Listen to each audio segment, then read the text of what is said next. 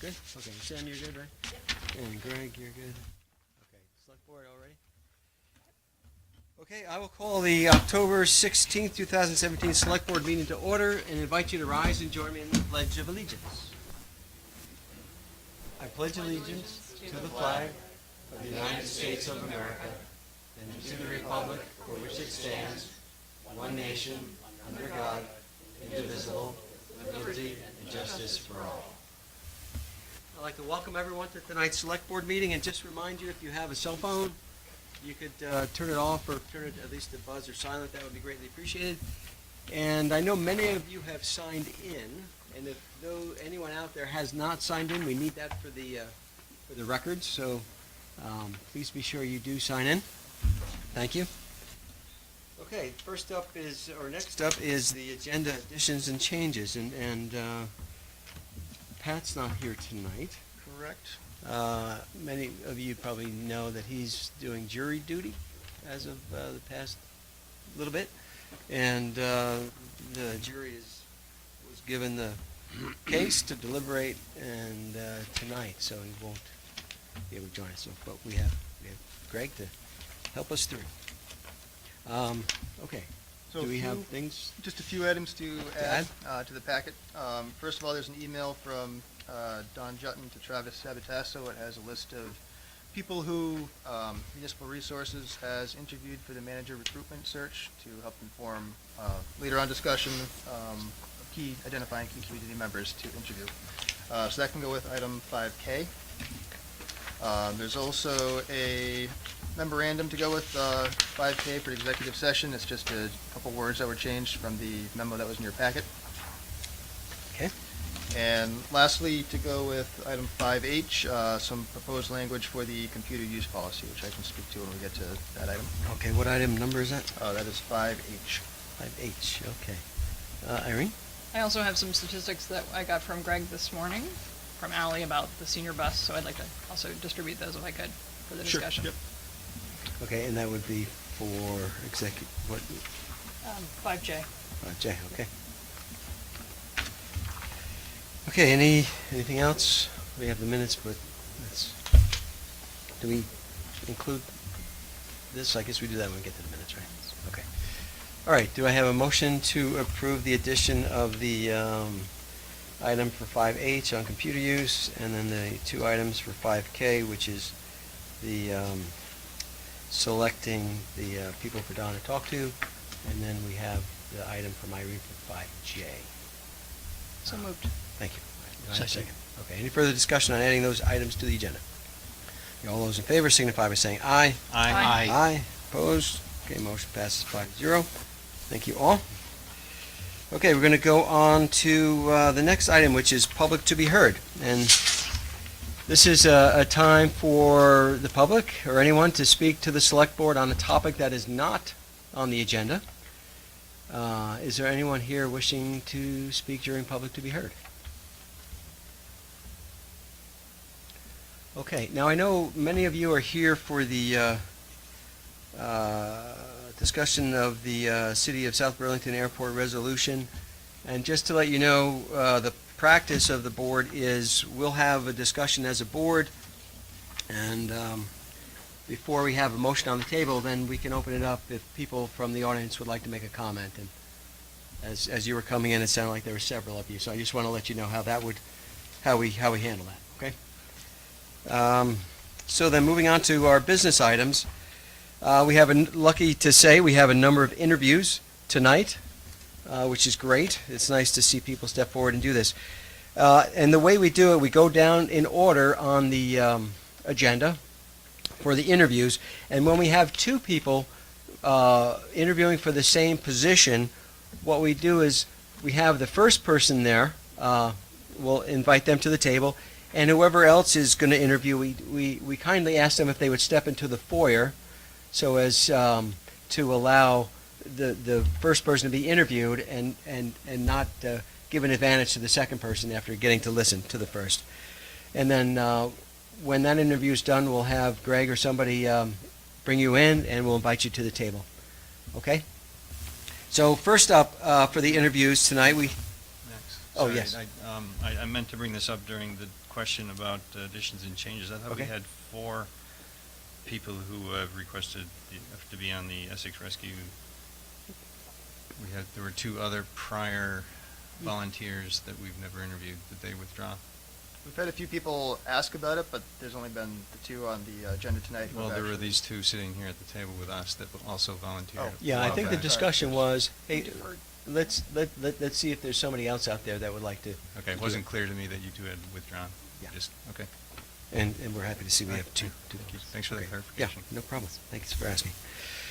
Okay, so first up on the interviews is Silvio Mazzella for the Zoning Board of Adjustment, and I'll invite Silvio up here. Full discretion, Silvio and I know each other. Also the owner Thank of you, Nick. Jewels on the Green. Yeah, oh, thank you. And Nick stepped out. Thank you. Okay, is the door shut? No. Oh, well, don't latch it. Just pull a little bit. First of all, Silvio, thank you. Good evening. For being willing to step forward and be on the Zoning Board of Adjustment. So what I'd like is for you to give us a little bit about your background, yourself, and what your interest is on being appointed to the Zoning Board of Adjustment. Sure. I'm an Essex resident for 15 years. I've been an entrepreneur the same amount of time. I've been a developer with commercial and private properties. And I'm currently an owner of a business here in the town. And I think I could offer a decent amount of knowledge to the town as both a business member and as well as a resident. Okay. I have a background with nonprofit as well. I've served on different boards, mainly though for the past 8 years I had served both as a board member for the American Red Cross in Vermont, and then was a chair for the Vermont Red Cross Biomed Division, and then served as a chair for the Northern New England Biomed Division for 2.5 years. So I believe I've offered services above and beyond on that part, but I no longer hold those titles. Okay. Thanks, Silvio. Appreciate the background. Any questions, I'm happy to answer. Yeah, I'll open it up to the board for questions for Silvio. Mike. With all of that experience, which is impressive, have you volunteered within Essex for any other committees or commissions or anything? I have not. This is my This is your first? first time putting the hat in the ring. Okay. I have, over the past couple of years in developing businesses here in Essex, I have been part of the meetings Right. as both as an investor for my own business as well as a resident. And I do continuously monitor how Essex is developing, and hopefully I could offer some knowledge and assistance to others as well as the board to offer ideas and suggestions. Yeah. On both sides of the table will be experience that will be useful. Thank you. My pleasure. Okay. Irene? Have you had experience in other jurisdictions with zoning? I For have. example, where you down- lived before? I've developed back in New York, and I have worked with both the planning commission and the planning boards down in New York City when we were developing some businesses out there and rezoning from private to commercial and/or developing areas that were at one point wetlands and then reclassified. So I've worked with both civil engineers, engineering development, and had a lot of knowledge with bringing that forward to continuing the structure of what the town and/or at that time the borough was looking for, as well as advanced development for bringing in new business and growth. Anybody else? So the Zoning Board of Adjustment, how often does it meet? It's like twice a year. No, Is it more? yes. It's on an as-needed basis. I've served on it for 3 years, so I know a little bit. It's usually as applications come in. It's not unusual to go a month or two without having a meeting because there are no adjustments that are needed. Okay. Okay. And I know you're busy with your business, so I really appreciate you stepping forward to want to volunteer here. So, any other questions? So, what we'll do, we'll end up going into executive session to talk about the different interviewees that we had and have a discussion. Then we'll come out to make a decision, and then somebody from the manager's office will contact you tomorrow. That's good. Turn down. You're welcome to stay, but you're welcome to leave the meeting as well. So, Thank you very much. Thank you. Thank you very Thank you, much. Sylvia. Thank you.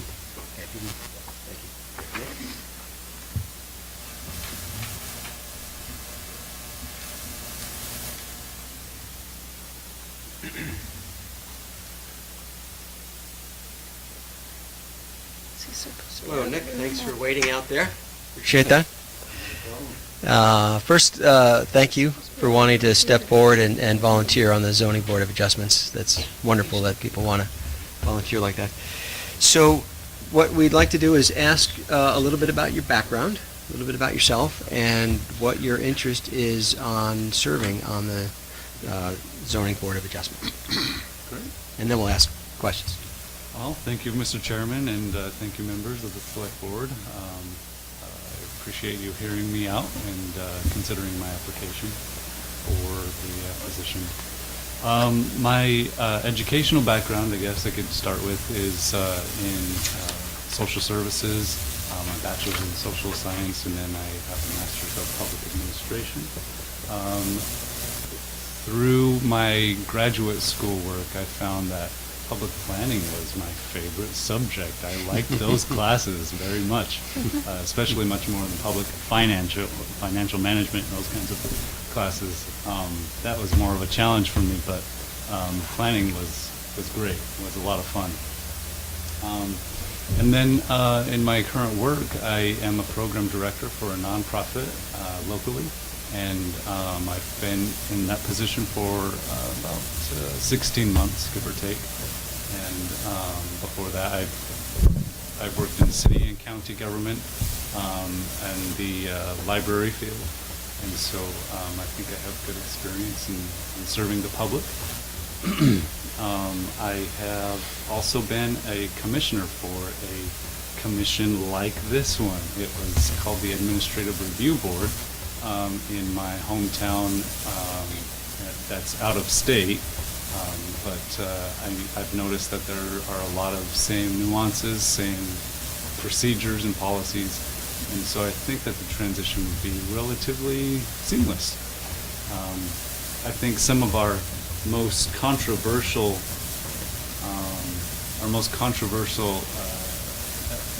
requests from the public or from applicants was one that was a personal friend of mine, as a matter of fact. There were only 3 commissioners, myself included, on the board that evening, and the issue was addressed, and as it came forward, I offered my silence. I let my other commissioners know, saying, this is a personal friend of mine. I'm not going to be able to comment on any issue tonight on this particular issue. And so it went forward, and they requested my issuance because we needed a majority vote for one way or the other. And so what did I do? I pleaded present only, you know. I thought that was the appropriate thing to do because I didn't want to be biased one way or the other. So I think that speaks to my integrity. And so this board is important. I know that it operates in the municipal governance that public needs that guidance sometimes, where there are different perspectives that are required. And so I think it's important to do this kind of work, serving, giving back to the community, especially if you benefit from it. It's always important to give back. I will entertain any questions that you all have of me. Okay. Well, thank you, Nick. Mike. Can you tell us what just a little bit more about the Administrative Review Board that you served on? Right. It was part of the zoning department, and so we would review cases when it comes to variances and issues of that. So it wasn't the public zoning commission; it was the administrative review board, and so it was a decision-making body. Any appeals that would come from one party or the other would go to the city commission, or city council rather, and they were the only power that would be able to override the vote of the commission. And so we received a lot of, I would say a lot from commercial interests, sign sizes, Right. Parking issues, variances for building close to the street, a few feet versus the required 15 feet, those kinds of things. Right. I would say that was the majority of the cases that came forward. Variances and stuff like that? Correct. Yep. Thank you. Sue? I'm curious what brought you to Vermont, what brought you to Essex, Vermont specifically, and when you arrived here. Right. I thought there were no hardball questions. That's a tough one. Who knew? No, my fiance wanted to continue her education, so she applied to UVM and transferred. Luckily, at the time, I worked telecommutely, so I could work anywhere in the country. Nice. And so I just transferred here. We found Essex through the university. They had apartments that were available to students that were non-traditional students. So we landed in Essex that way. And we've been here a little over 3 years. We just closed on a house a few weeks ago, so we are longtime residents. Planning to be, anyway. Congratulations. Yeah. Thank you. Any other questions for Nick? Okay, you might have been in the foyer when I gave the spiel, but we'll go into executive session later, have a discussion, come out and make a decision, and then somebody from the manager's office will contact you tomorrow on the results. All right. So, thank you again for wanting to volunteer on this zoning board of adjustment. We really do appreciate that. Thank you very much. Thank you, Nick. Can I ask a question on the process? Yes, ma'am. Is it only, when there's more than one person Yes. interviewing, is it only the first person that goes out, or does the? If there are 3 people and there's one opening, or even if there's 2, then the first person on the list comes up for the interview and the other 2 would go. But then after you interview, you don't need, you can be here for the. Yes, once you've interviewed, then you're welcome to stay. Yeah, because Okay, it's, got their part's done. Okay, next up, we have Bob McEwen, looking to be appointed to the Burlington International Airport Technical Advisory Committee. Welcome, Bob, and thank you for wanting to volunteer here.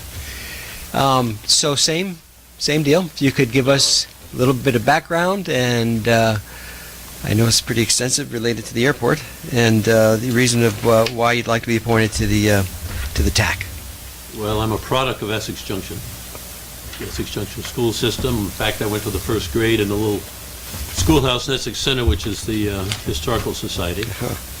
University of Vermont, Civil Engineering, University of Alaska, Public Administration, or Engineering Management, and in Syracuse, Public Administration.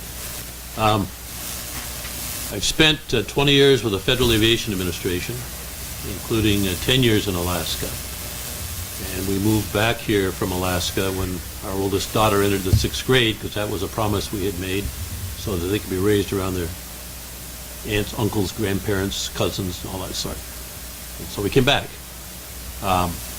While working for the FAA, I was involved about half the time in airport planning and development, including chief of the airports division in Alaska for a period of time. And I started work at the Burlington Airport as a consultant back in 1990, and have spent 25 years there as a consultant, employee / and then retired after 25 years. and am now back there as a consultant 2 days a week, helping with different things. While there, the last position I had was chief of the airport planning and development, where we're involved in lots of things, including land acquisition and several noise studies. And I'm very familiar with technical advisory committees because I headed one when we did the last noise study. Why do I want to be on the committee? I think I have something to offer. I have a certain amount of experience in the area, and I think I could represent Essex in that regard. Okay. Wow. That's it. Quite a background. Thank you, Bob. I'll open it up to questions from the board. Anybody? Irene? You've been there, done this already from a different perspective, it sounds like. Absolutely. You had a different position. How will that affect how you approach it as a representative of Well, Essex? this is the way I feel about it, okay? This study is very important for the region. It's very important for the airport, and I think it's going to set the tone for where the airport is going to be going with respect to things that could be done to mitigate noise, and just exactly what that noise is. How will I look at it? I'll look at it very objectively because that's what I am. I'm a planner, I'm an engineer, and I know it's important. Thank you, Bob. Other questions for Bob? Anybody? Okay, I think you heard the spiel, how we do it. And so you'll hear from somebody from the manager's office tomorrow. Thank you. And I'm sure you'd like to stay for that item that's on the agenda. You might? Okay. All right, awesome. Okay, next up, there is one opening for the Essex Rescue Community Advisory Board, and we're fortunate to have two people actually looking to fill it. So Ramona is first on the list for the two. So Jean, if you wouldn't mind waiting in the foyer, and then we'll have Greg or somebody come get you. Okay, thank you, Jean. So welcome, Ramona. Hi, good Hi. to see you again. Haven't Yeah, seen nice to you see you in a too. while. Thank- I've been informed that I talk softly, so if you don't hear me, please. Yes, remind you? Okay, we'll go like that. First of all, thank you, Ramona, for wanting to volunteer in this capacity. So as you know, the question will be, tell us a little bit about yourself. I mean, many of us know you, but for the record, give us background on yourself and what your interest is for being appointed to the Essex Rescue CAB. I moved to Vermont in 1995 from Southern California, Los Angeles area, to get to someplace green and quiet and friendly and safe. And I landed in Essex. I don't know why. I just landed in Essex.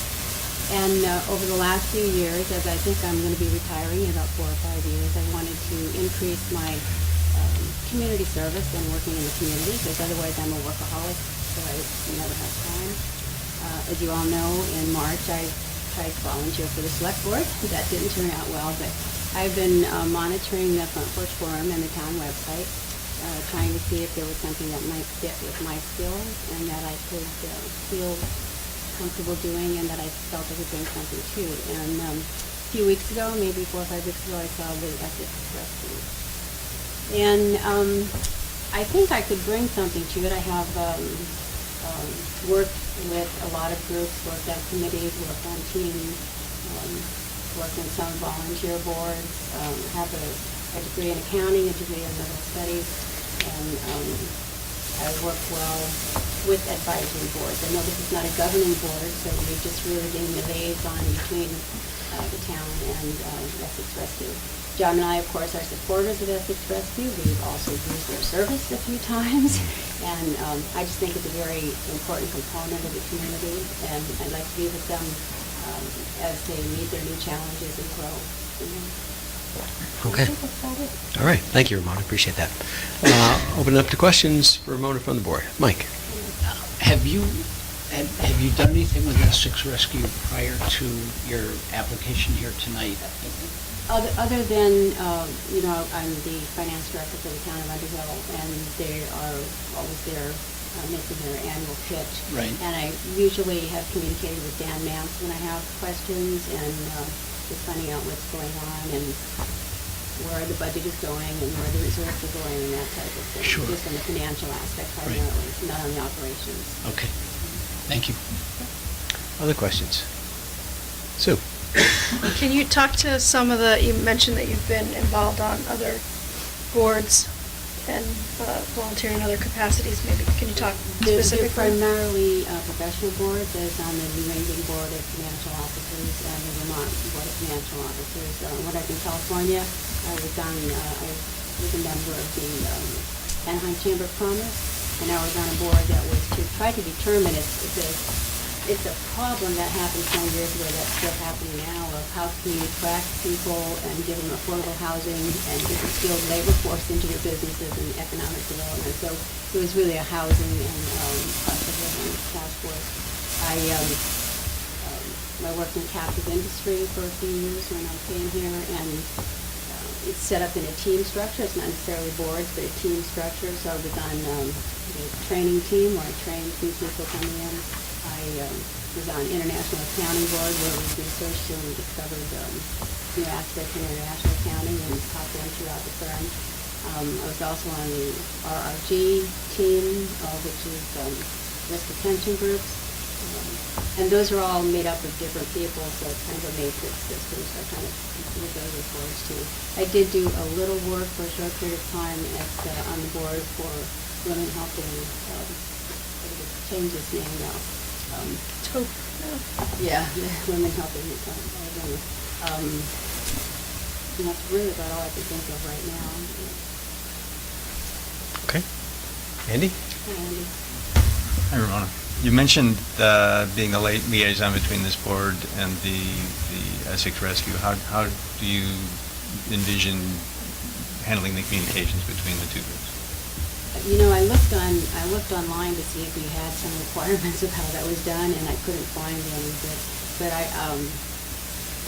don't know for sure. I know how they do it in Underhill. I don't know how you would do it there. But I would imagine that you maybe would meet quarterly or whatever. I would tell you what was happening. You could tell me what needs the community is looking for there that I could maybe bring to the attention of the governing board. Just some kind of quarterly meeting, or maybe just a little written report, or hopefully we would have something set up. How do you do it now? We don't. We don't have a good process. That's why that's part of why I was asking the question. Yeah, it really is, or you just end up having this funny board where you go over and they make you lunch once in a while, and you're not really accomplishing anything, so yeah, process needs to happen.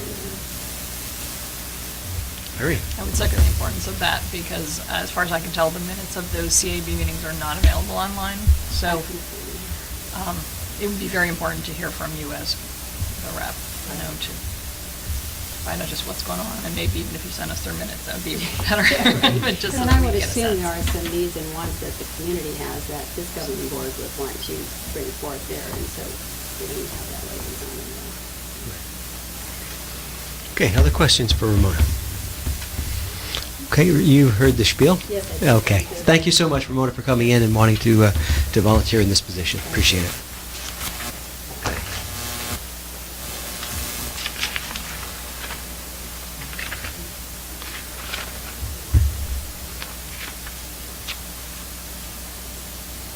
Hello, Jean. Thank you for waiting out there. No problem. Welcome, and thank you for being willing to step forward and be considered to be on the Essex Rescue Thank you for Community. the opportunity. Full disclosure, you're my insurance agent, Yes. so that is your business. So, you've heard the questions too. So, if you could give us your background, Sure. a little bit about yourself, and what your interest is on being appointed to the Essex Okay. Rescue Cab. Sure. Thank you. Born and raised in St. Johnsbury, Alan and I, my husband, moved to Essex in 1976. I worked for 18 years for the law firm of Downs, Racklin & Martin as office manager and litigation paralegal. In 1989, my husband convinced me to leave that position and join him in the insurance agency that he's had for 45 years here in Essex. Essex Rescue has been a client in the agency, and I have worked very closely with them, helping them through their insurance. So They asked me if I would help them with fundraising back in the 80s, which I was very happy to do that. I actually ran their fundraising for years. Essex Rescue Super Party, I don't know if any of you have heard of that, but that was a 6-month planning process. And so enjoyed helping them raise money. Once they started charging the insurance companies, we ended the fundraising. A couple of years after we stopped that, they came to me to ask me if I could get my committee together to help raise $10,000 because they wanted a defibrillator in every first responder and every police cruiser. Nobody on my committee was available at the time, and I thought, well, I'll give it a try. I raised $10,000 in 30 days. Wow. They were able to Nice. accomplish what they wanted to. This year, Essex Rescue asked me if I would serve on a small hiring committee so they could find the new executive director. And we did get that accomplished this summer. I'm a big fan of the organization. I feel so blessed that we have a squad with that skill set, that expertise, that dedication here in the community. And if there's something that I can do to help them, I'm more than happy to do that. Okay. Thank you, Jean. Okay, we're going to open it up to questions from the board before you go. Anyone have questions for Jean? Andy, I saw Andy's hand first, and then Irene. Yeah, we currently don't have a good process for communicating with the person who sits in the seat that you're looking for. Any thoughts on how to develop a two-way discussion or communication? You're saying you don't have that with the current board? We don't have an official process how we do that yet. Okay. Probably should, but we don't. I just feel like I really know the insides of that organization since I've worked so closely with them through the years. I remember all the people that first started, Marge Gepper, all those people. I've seen them transition through the years. So I feel like I have a real understanding of how the organization is run. I honestly don't know what the board does, this board does. I haven't had a full description of that, but did that answer? I guess it was more along the lines of how would we establish communication between this board and that board? How would you handle questions that might come up in either direction? Well, I'm assuming you get together and meet face to face with that board? We never have. Oh, you never have?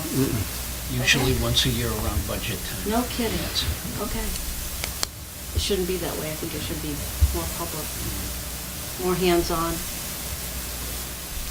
So you're wondering if she has ideas on how to do that? Yeah, I was wondering if you have any ideas on how to do that. Because Once I find out a little Yeah. bit more about Yeah. what their responsibilities are. Okay. Yeah. Okay, Interesting. other questions for Jean? Irene? Are you aware that there's already a seat set aside for Essex Junction on this board? No. Okay, and that is filled. So if you were not to be appointed to this, it might have something to do with the fact that the Essex Town seat is the one that's open, and I just wanted that to be disclosed in public before Okay. it's talked about in private. Sure. Other questions? Okay, and you heard the spiel. Yes, Right. thank you. So thank you so much, Jean. Jean. Thanks for coming in. Appreciate it. Okay, that wraps up the interviews for tonight. So we're going to move on to the next item of business, and we're going to invite Dennis Lutz up and to talk about improvements to West Sleepy Hollow Road. Welcome, Dennis. Good evening. Good evening. Maybe this will be a quicker one than some of the prior ones that I brought to the board, at least I hope so. You got a memo back in mid-September about West Sleepy Hollow Road. As you all know, it's a Class 4 town highway. We've had issues in the past, we had flooding out there and a lot of other things. But it is a Class 4 town highway, and it's reached under our town highway ordinance. The intent was to make progressive improvements to the roadway as more people lived out there. And so it's gone from a couple of houses, a shared driveway, to a gravel road of X width, to a gravel road of Y width, and it's kind of expanded, but it's still a gravel road. Under our town highway ordinance, it basically says we can't accept any new additional gravel roads. And I know the people who live out there have a long time expressed an interest to have the road taken over by the town. Because it's been a progressive improvement to the roadway, the last few houses that got put in out there that own property had to pay a substantial road impact fee to the tune of about $60,000, which is in the bank. There's some indication that another house might be sold shortly, although I don't know that for sure. That same impact fee would apply, so that $60,000 might go to $90,000. So the real issue in the association up there, the West Sleepy Hollow Road Association, John Somerville came to me and said, can we use some of that money to do road maintenance? And we looked at it, and part of the reason for that high impact fee was to ultimately get the road paved. And so I talked it over with John, he brought it to the association, and the association came back and said they would be comfortable if we were to utilize those funds. So it's not town funds, it's developer impact funds, and be the party to, in fact, improve the roadway, starting at the bottom near 128 and making our way back. It's narrow down there. Some of the ditches have disappeared. There are some trees that would have to be cut, but our intent would be to make improvements to the roadway starting at 128 and move as far as we can with the dollars that we have. If you're familiar with the roadway, about a quarter of a mile in, there's a fairly steep hill that you have to go over. We would not go past that, but also under the new stormwater regulations, even whether we have to work on a Class 4 roadway or not, which has not yet been decided, there is a portion up there that's more susceptible to erosion. So part of this would be to fix that ditch, stone line it down a portion, but then take that lower portion of the road and widen it, put new base in, and pave it, and bring it to a point where the road would qualify to be taken over as a paved section of that road, just that portion, as a Class 3 town roadway. The association was in favor of that. Obviously, they'd at some point love to have the whole roadway taken over, but we're not there yet. That is the point in the roadway where obviously all the cars from up above, it's a one-way road, that's where all the cars from above travel over. It gets the most traffic. And in our view, it's the right thing to do. We would, are there some other town costs involved? We would do the engineering, we would do the inspection, we would hire the contractor, we would do that as part of our normal business. That's, in my view, we don't deduct for that cost of doing that. And we have time during the winter to plan this out and get it done so next spring we could actually go in and construct it. The reason why I'm bringing it to the board, we probably could have stepped ahead and done this anyway. I think from the part, I don't think that if you read into the way the ordinance is written, Public Works could have just done this. But the bottom line is that if we do this, it then qualifies as a next category road to be taken over by the town, that section. And I didn't feel comfortable stepping off and doing that without getting your permission to go ahead and start this process. It's a small section. It may only be 300 or 400 feet of roadway that's paved. It's probably one of the areas of the road that needs it the most. The upper portion's got some fairly good, stable rock base on it. This lower portion is the area that needs the most maintenance. But if we fix it, it would require a lot less maintenance because of the fact that it would be stone-lined ditches, shoulders, pavement, and we do enough of a base that it's going to last. It'll be as good as any of the other Class 3 roads we've gotten, and maybe better than some that we've got out there.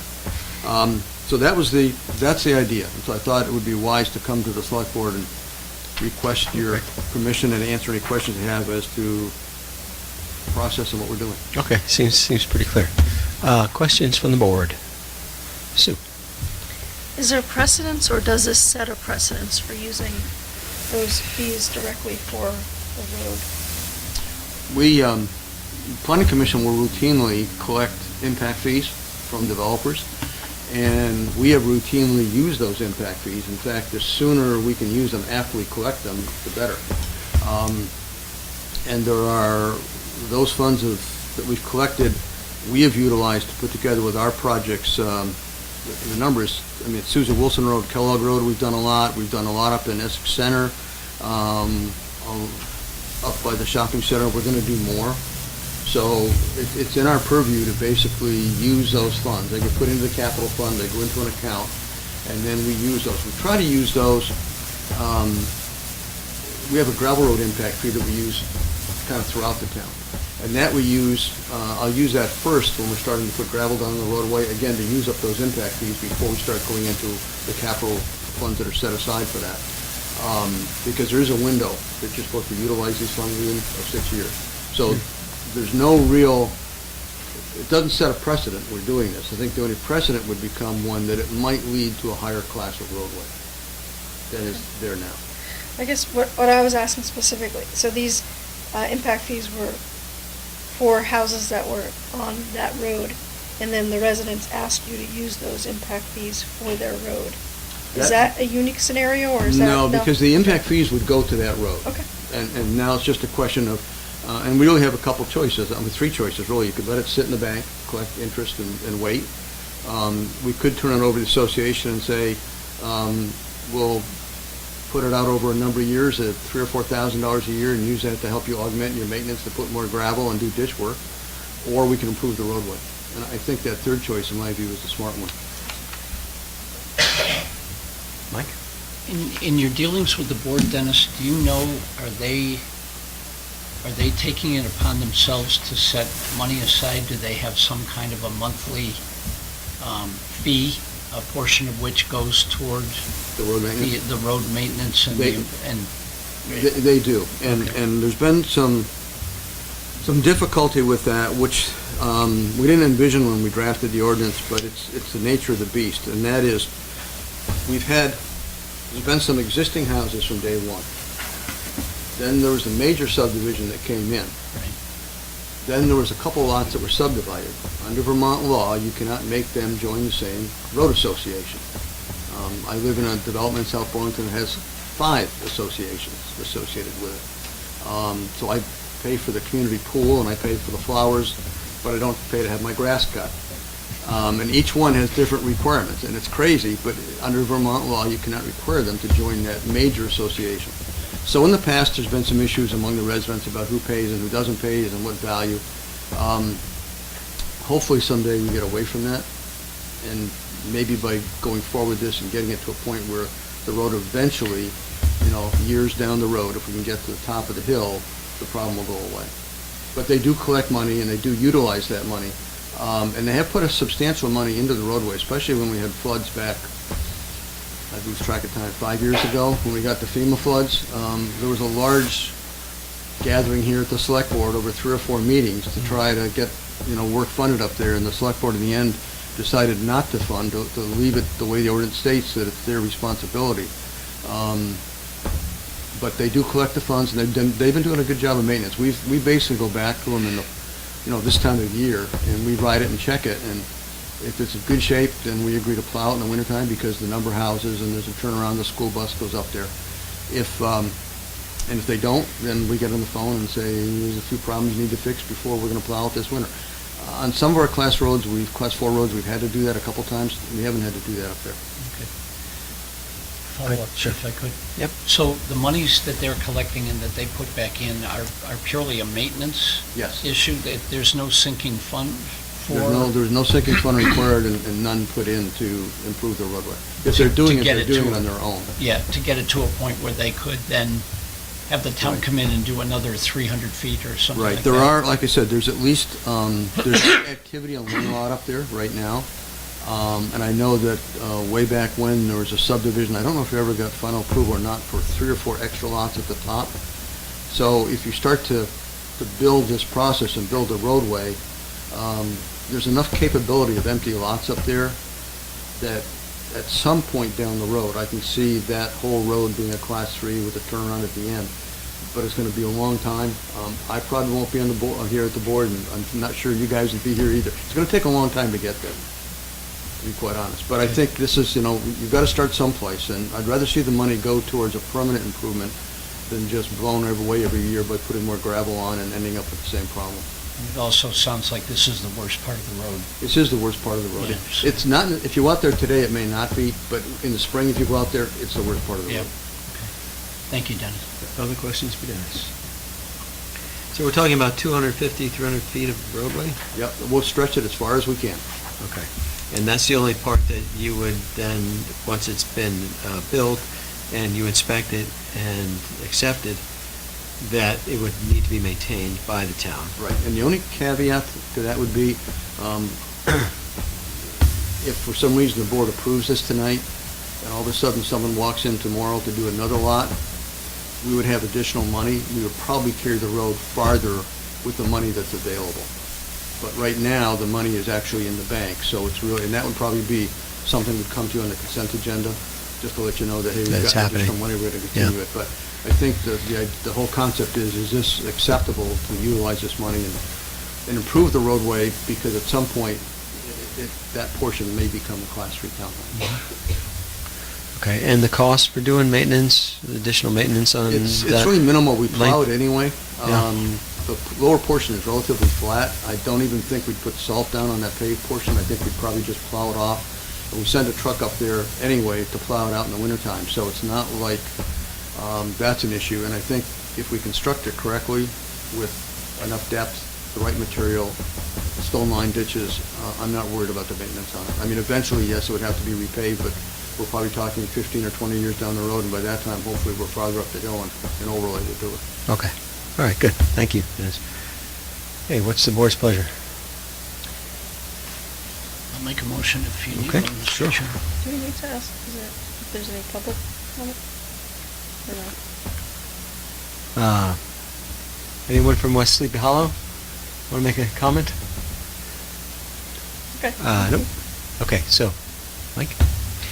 I move that the Select Board approve the expenditure of up to $60,000 in collected road fees to improve a section of West Sleepy Hollow Road to the accepted Public Works paved road standard, with the result that the improved and paved section of the roadway may at some future date be reclassified into a section of Class 3 town highway. Thank you, Mike. Do I have a second on that? Second. Thank you, Sue. Okay, any further discussion before we approve the expenditure of the $60,000? Hearing none, all those in favor signify by saying aye. Aye. Opposed? Thank you very Okay, much. motion passed. Thank you, Is that it Dennis. for you tonight, Dennis? That's it for me. Lucky one, so quick one. Okay, next item is, business item is 5C, and that's to further discuss the MOU between Efficiency Vermont and the Essex Energy Committee. And we have Will, and I'll chair of the Energy Committee. Hello, Will. Welcome. Please do join us. And thanks for coming back with more detail. Yes, thank you. I won't, since we've spent time on it before, I don't want to take up too much of your agenda, but essentially, we are trying to, the Energy Committee would like to participate or make Essex a participating community in the Button-Up campaign, which technically runs from September 15th through December 31st, but we're just going to do as best we can. But we would try to start by hitting the ground running. And just as a reminder, what the Button-Up MOU with Efficiency Vermont would require us to do includes implementing at least 2 engagement activities, such as home energy parties, workshops, and tabling events, to distribute free LEDs to residents in exchange for getting some of their information to Efficiency Vermont in order for Efficiency Vermont to in turn encourage adoption of different types of energy projects. And the part of this that I think is the most important is we would be trying to teach people how to use what's called the Vermont Community Energy Dashboard, which we spent the better part of our last meeting on, and which basically talks about what your community is doing and what you as individuals are doing to save money on energy costs. And while I think a lot of the benefits of energy, reduction in energy use or energy savings are obvious, one that might not be so obvious is how our community looks in relation to others. And the Vermont Community Energy Dashboard is kind of like the clearinghouse of all the information through the whole state of, which communities have active energy committees, which ones don't, which are making progress towards the goal, which ones are not. And up until last week, we literally had nothing on the Essex page of the Community Energy Dashboard. Now we have a couple of stories. We're all starting to figure out how it works. And the Button-Up campaign is kind of the key to start really populating that with information and using it actively.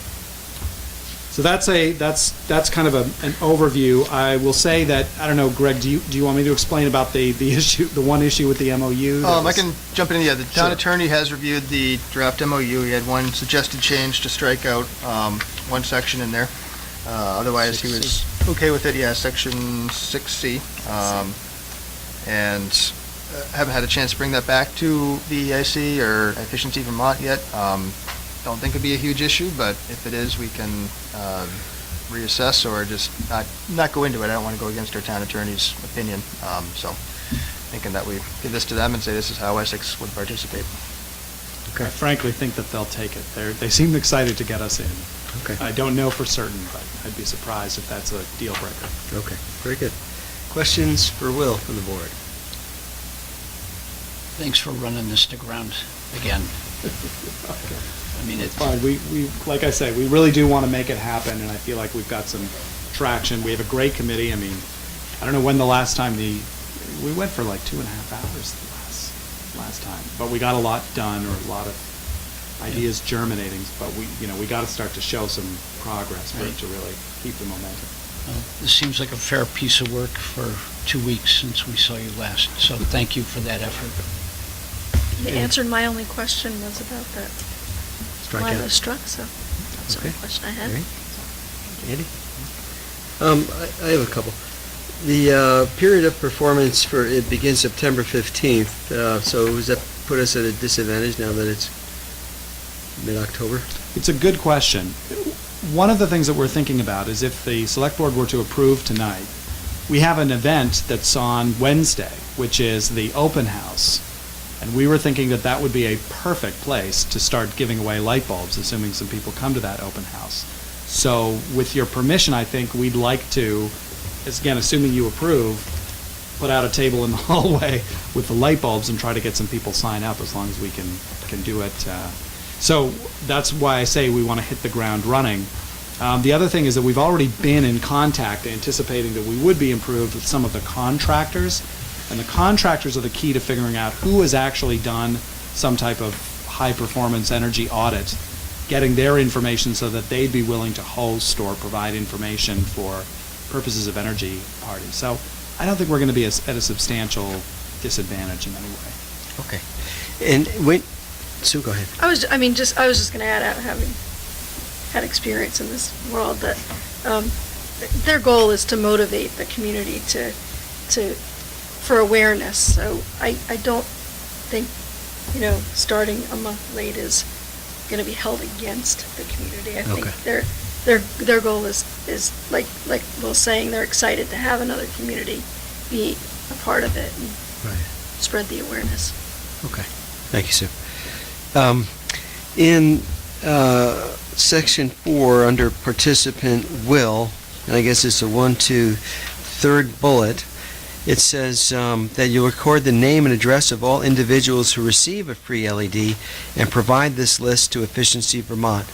My only request there would be that before they take the LED lot, that you let them know what you're going to do with that information when they sign their 100%. name, okay? And I forget if we went over this, but I think when we talked about this, at least I think when I spoke about it with Greg, I mean, our plan is to say, once it's sent, we're going to destroy it. There's no reason for us to hold on to it. So Okay. it'll be purely in Efficiency Vermont's hands. Right, but they just need to know that That it's being that disclosed. their information is going to be disclosed to them, just Absolutely. to make sure that they understand that. And then it's the 3rd, 4th, 5th bullet on that same area. It says, then you prepare a brief narrative report at the conclusion of the program with information on completed activities and results. I think the select board, they can correct me if I'm wrong, would like to get a copy of that, maybe even a presentation to see how it went. Is that something you'd like to see? Yeah. Sure. I appreciate that, and I had the same thought as I was reading it, too. Yeah. I think we would offer that, too. Okay. So, Great. yeah, it seems like the right thing to do. Okay, that was the end of my questions. So what's the board's pleasure on this one? Sue. I'll make a motion. Great. I'll make a motion that the select board authorize the municipal manager. Is Greg able to do that? And I can sign it when he gets back in the office. authorize the municipal manager to sign a memorandum of understanding allowing the Essex Energy Committee to participate in Button Up Vermont. Thank you, Sue. Do I have a second? Second. Andy. Andy, okay. So Sue, any further discussion about signing, allowing Pat to sign this MOU with Efficiency Vermont? Hearing none, all those in favor signify by saying aye. Aye. Opposed? Okay, passes 5-0. Good luck with it. Thank you so much for what you do for us. Appreciate that, Will. Okay, we're going to move on to business item 5D. Tonight we have presentation, a hard copy? Okay, so we don't have to fire up the... Okay, and it's from Sand Hill Solar LLC, and tonight we have Victor Veve and... Will. And Will, okay, brothers. Thank you. Wonderful. The brothers Bebe. Okay, since this is too much for us to read through, you're going to have to Thank you. give us an executive summary, if you would. Yeah, this is two parts. Real quick, my brother and I are solar developers. We work with Green Lantern Development, Sand Hill. Sure. Speak loud. Sand Hill Solar LLC is the special purpose entity that's been set up to undertake the permitting that we're going through right now on our Sand Hill Solar project, which is a 500 kW net metered solar array that's going to be located on the old sand pit that is currently owned by Hector Leclerc.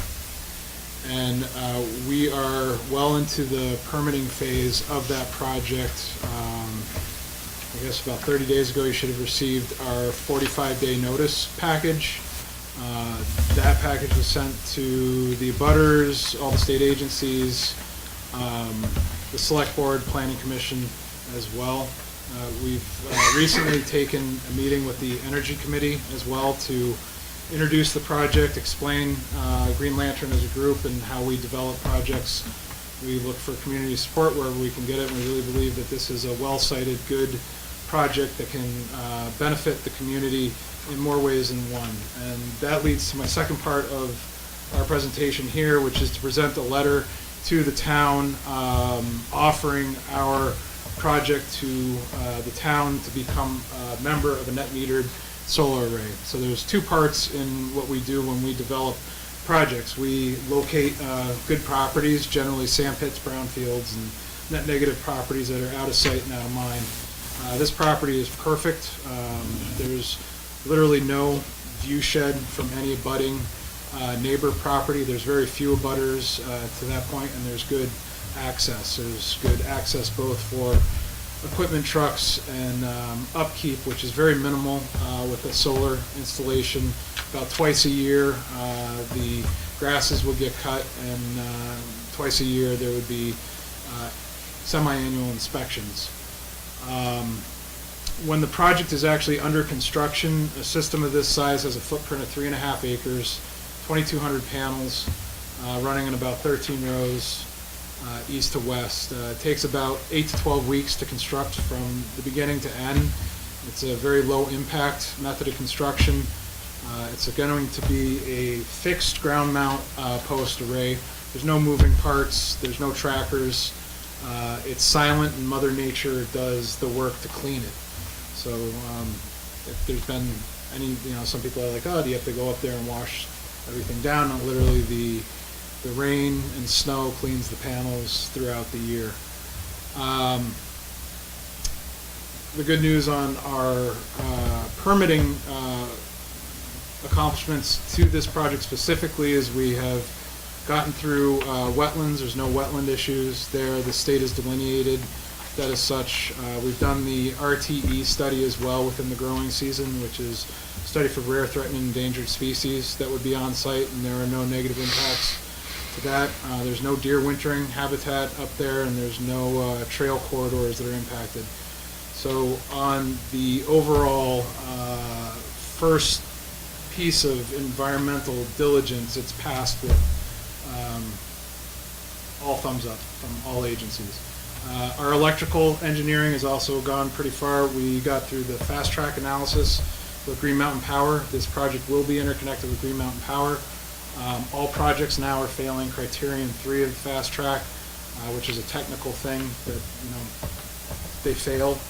Based on that failure, We went to what is called a modified system impact study, which is really just a short feasibility study, and we'll be having the results of that probably in the next 2 weeks. On October 31st, we will be within the 45-day period to put forward our full application. Your board will be receiving a copy of the full application. Between now and then is the best time to contact us directly or make any comments or recommendations to the project as presented. If there's any concerns or questions, this is another part for us to answer those questions directly. And that's why we're here as well. It's not really in the rules that we have to be here, but we like to be here to introduce ourselves and let you know what's going on. So diving into after the project is fully permitted and constructed, which will be sometime next year around the same time. It takes about a year for the permits to be achieved. Again, 8 to 12 weeks for it to be built, and maybe another month to work out interconnection issues with Green Mountain Power. This project will be producing 3 things: electricity, renewable energy credits, and solar net metered credits. The electricity will go back into Green Mountain Power's grid and get distributed to the biggest load within their circuit. The renewable energy credits under the new net metering program will be retired to Green Mountain Power, which means that this project will be a true renewable energy resource by Vermont standards and the way the rules are written for renewable energy. Because again, the renewable energy credits, which is an intangible, get retired to the utility, and then those go towards the state's tier 1, 2, and 3 requirements for renewable portfolio standards going into the future. This gets to my part of the presentation where the town can join as a member of the net metering group. Vermont has a great program. If you're not completely familiar with it, it's virtual net metering, meaning that any off-taker within the interconnecting utility can take place in a solar array or renewable resource that qualifies. Solar qualifies. My brother and I did a really quick look at your electrical usage based on your annual report from last year, which has buildings and grounds, highway and streets, library, police, parks, your swimming pool. All of that totals roughly $93,900 in annual dollar load. And what that equates to is 630,000 kilowatt hours of load at 14,919 cents. And the reason I'm giving you that 14,919 cent number is that is the statewide residential retail rate at which the renewable energy credits will be credited to the account based on the production from the solar array. The net meter credits. Sorry. I'm also trying to not take too much of your time because I know you have a long agenda, so I'm speaking kind of fast. So with that kilowatt hour load that you guys have every year, just considering it that it'll stay average at 630,000 kilowatt hours, we're able to offset 80% of your load. And the reason for that number is we need to leave a window of efficiencies. And you have a great energy committee that's working on a host of different programs to become more energy efficient, not only in the community, but maybe in your buildings as well. So that 20% window leaves room for plenty of future efficiencies. And we would be able to offset 500,000 kilowatt hours of your annual electric load. This solar array will produce about 900,000 kilowatt hours of net meter credits. So what I did was I put together a really quick pro forma for you that shows a 35-year value with the first 20 years highlighted. And the reason for the 20-year highlight is that the initial term of the agreement will be for 20 years. That runs concurrent with all of the system's warranties and work product, along with the land control agreements and leases that would be in place for the life of the project. So in year 1, using the retail rate, factoring in adjusters for a project of this nature in a sand pit, which is considered a preferential siting location, we would get a total net meter credit rate of about 17 cents. We would be allocating 500,000 kilowatt hours to the town, which would have a net meter cash value of roughly $85,000. In this example here, in our initial offer, which is by no means a fixed offer, this is just to get the conversation going, you would see a year one savings of $8,500 in year one, and that would be pretty constant for the first 10 years and roughly average over 20 years. And in the initial term of the agreement, at no cost to the town, you would see a overall savings of $163,000 approximately in the payments you made to Green Mountain Power. To be really clear, we're not providing electricity. You do not disconnect from your utility. And another really big takeaway of this offer, this is a true no-cost offer to the town of Essex. It's a service agreement. You're Yeah.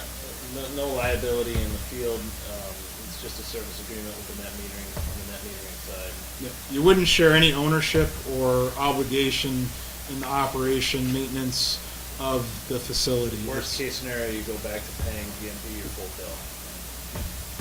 And we will also, Green Lantern as a group will also cover the reasonable attorney's fees to go through our documents for the town, so that if you do enter into an agreement with us, we will cover those costs, and that's our customary practice to make sure that this really is a no out-of-pocket endeavor for the town. And we try to keep these projects the benefit to the town first. Yeah. And that's the way we've done it all over the state of Vermont. And a lot of towns are doing these projects with us.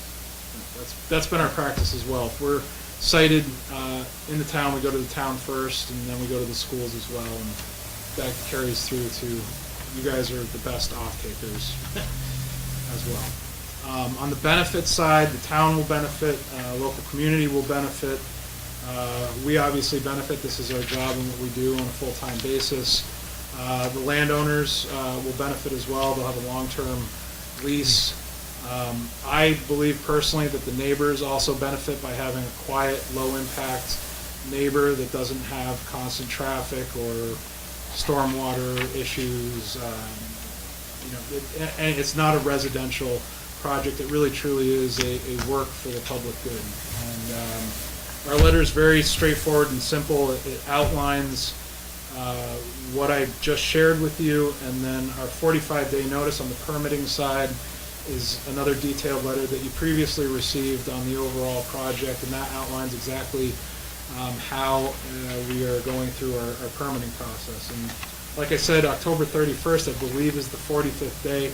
Pretty shortly thereafter, we'll be putting in our complete application, and I believe it'll probably take 6 to 9 months to get anything back from the Public Utilities Commission, and we will be building next year with everything working out as planned.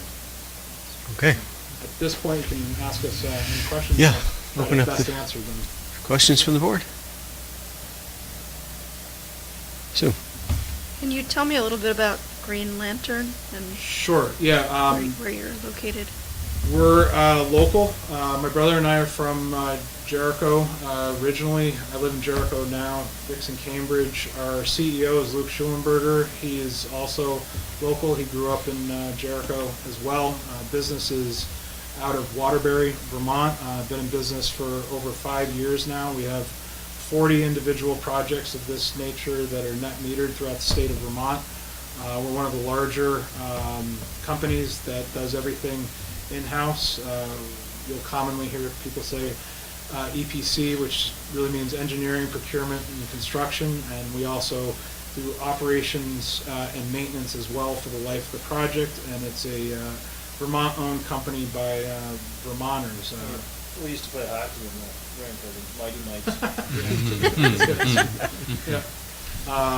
And the company was started with a focus in the financing and working with municipalities so that they could achieve ownership of projects where they were not able to easily raise the money based on some of the tax implications when the program first came out. And based off of that, knowledge base. Luke started building, owning, and operating more facilities. My brother and I have been in this business for the past 2.5 years, focusing on brownfield redevelopment and sand pits with solar. So we've And Green Lantern's in for the long haul. They're owning and operating these. They're not flipping them to outside vendors. So that their business plan is to make them and keep them under their control so that they know they're going to operate and perform the best. Yep. All of our workers too are Vermont based as well, and we hire locally.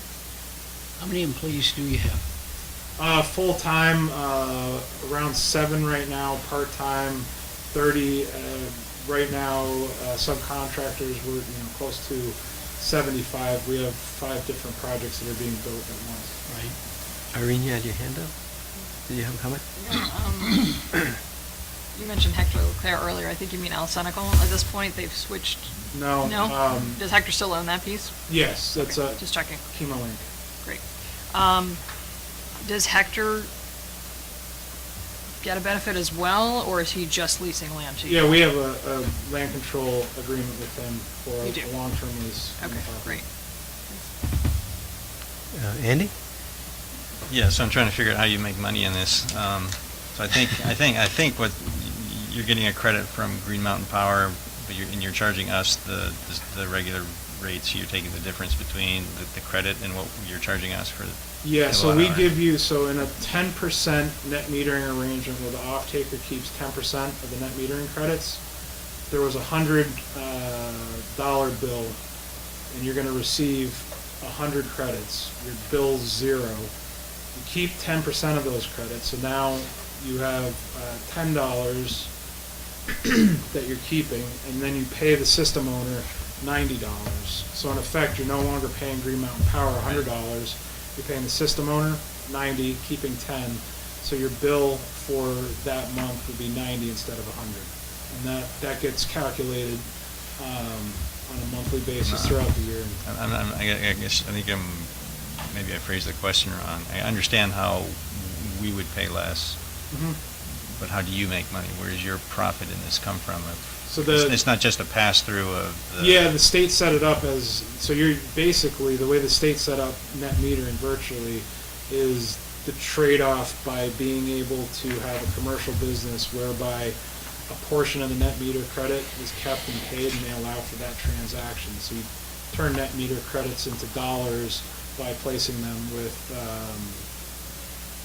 groups like schools, businesses, municipalities, and that creates the cash flow relationship.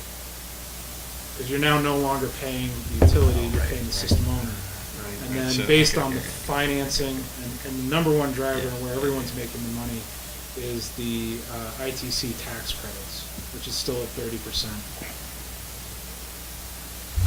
Andy? Yeah, the other question is this you said it would be likely a 20-year term.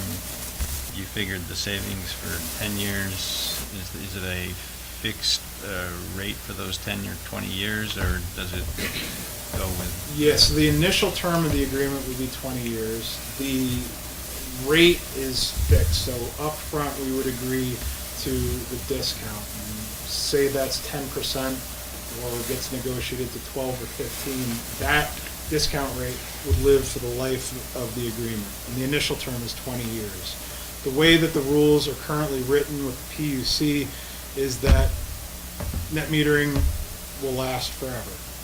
Will it last forever? We don't know, but we are guaranteed 10 years of adjusters, meaning that you get a positive or negative for the 10 years of the project. And then every year after that, the negative adjuster stays with the project. And under version 2.0 of net metering, Which is what we're permitting. no, we're not. Version 1. Yes, version Under 1. last year's, there was a 20-year life of the program, so now there's a longer life of Which the is program. 1.0. This is 2.0 that we're in. It just switched in July. So can I continue? Sure. Yeah, so it's a discount rate. It's Yep. not a fixed 14.9 cents for 20 years. It's a discount from whatever Green Mountain Power's rate goes to. Yeah, so, and then this is how the PUC figures it. So every 2 years, they will adjust the incentive tracked to the statewide residential retail rate for electricity. And right now, that's 14,919. And then you'll see in the pro forma that I put together, and I'll get you a digital copy, there's a, every other 2 years it'll increase by 2%, which we kept at a real conservative pace. And that just goes up based on the rates raising from GMP. And it gets tacked to that initial retail rate. Sorry, last one. Sure. It's a seasonal thing, that how much Yeah. power this is gonna generate, so there'll be, is it the case that we only get as much power as you generate during the winter months, and we're paying the balance to Green Mountain Power at the regular rate? So there's 2 different ways to put for accounting purposes, and we've had off-takers choose either. To make it really simple, we average it out over the year, and that's the same bill every single month. All of the production happens in the summer months, and then we do an annual true-up at the end of the year and adjust for any over-allocation or under-allocation. Or you can go to actuals and go on a monthly basis for actuals, and it all comes down to what is the preference for your billing. And on the billing side, we try to match it with your cycle, so a lot of towns have different Fiscal year. fiscal years, so whatever they are, we try to make it work. So if you're on the actual billing, there are could be months where you're also getting a bill from Green Mountain Power, or you're paying their rate Yes. for some of your power Yeah, because you're and- not Just to be clear, you will So- always get a bill from Green Mountain Power. And we Sure, can't sure. offset Sure, sure. 100% of your load, so just based on that, you would still be getting a small bill as well. It would just show up as a credit. It's another line item that shows how many credits are being allocated to the meter. Okay, all right, thanks. Okay. Other questions? Sue? I'm curious, maybe not a question for you, but you said you spoke to the Energy Committee. And I'm Yes. curious what the reaction Yeah, was I'd of like to the hear Energy that too. Committee, so I don't know whether. I think our jaws were on the floor. I'll speak for mine. I mean, we had 5 guests that night. You were 2 of them, and it was just lots of information coming at us like a fire hose. And we took a lot of notes and asked a lot of questions behind the scenes, at least I did afterwards, to try to get a handle on what's going on here. So still Because it's brand digesting. new to me. Still This is the digesting. first time I've had to dig into something to this degree. Yeah, it's a lot of information. So, all at yeah. once. So you haven't supplied your comments to them yet then? We have not. No, as a committee, we're just listening, and I think at our next meeting, we'll be able to sort of digest, bounce ideas off Okay. each other, but. Because this is a great one for the Energy Committee it is. Right. to look at and comment, and then I think the Select Board, if we have some, great, but I think the Energy Committee would be the right place to really have Also, it dig into we it. would come back, I mean, we're That'd be local, great. so like if you need us to come back and Okay. answer any questions, we'd be happy to. Thank you.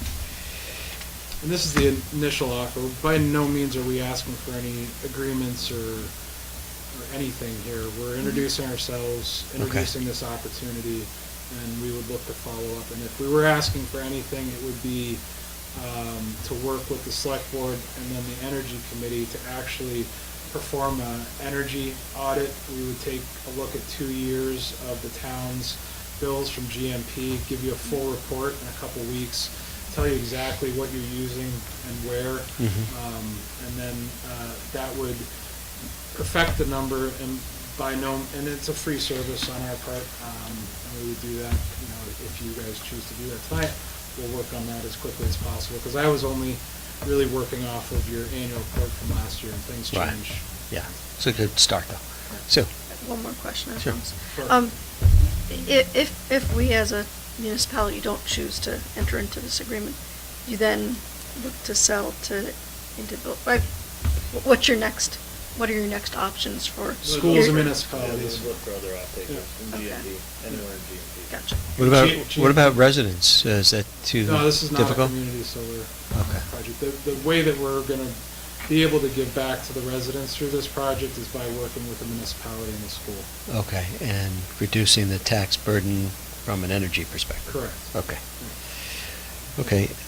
Go I'm ahead. just curious about Yeah. this October 31st deadline. Does that impact us, or is that just something you're meeting Oh, no, on the your way- end? Because yeah. I don't want to feel rushed in deciding So, this, yeah, but there what's is- our timeline? There for is no talking- rush at all. Okay. Yeah, And that's honestly, not a timeline yeah. for the net metering. the 45-day notice is part of the permitting rules. So we have a window of 45 days to notice everyone, and they can make comments and work with us, officially, unofficial. After that, even if you don't comment, you're still a party to the petition, and it's done at the PUC level.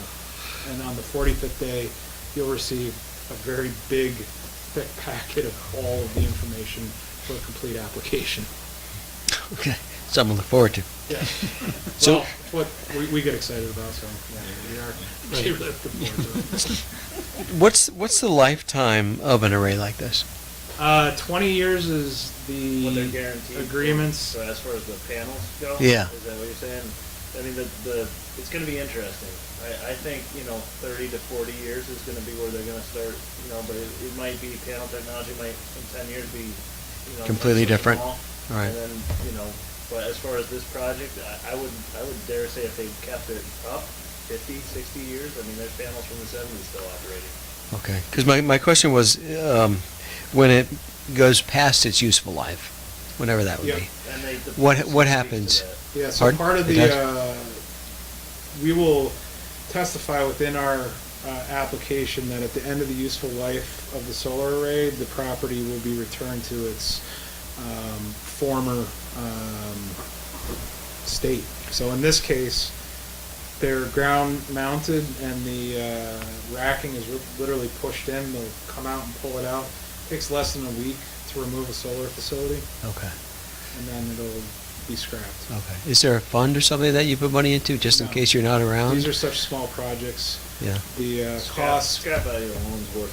twice what it costs to take, about $15,000 to remove, and you have about $45,000 in scrap. okay, so you have incentive to take it out when time Yes. comes. Okay. And actually, the most incentive is to keep it in.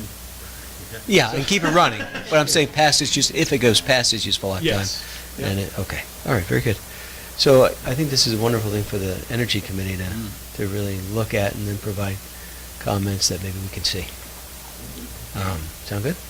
And then I guess my only ask of the select board would be to work in coordination with the energy committee and get permission to review the bills so we can give you a better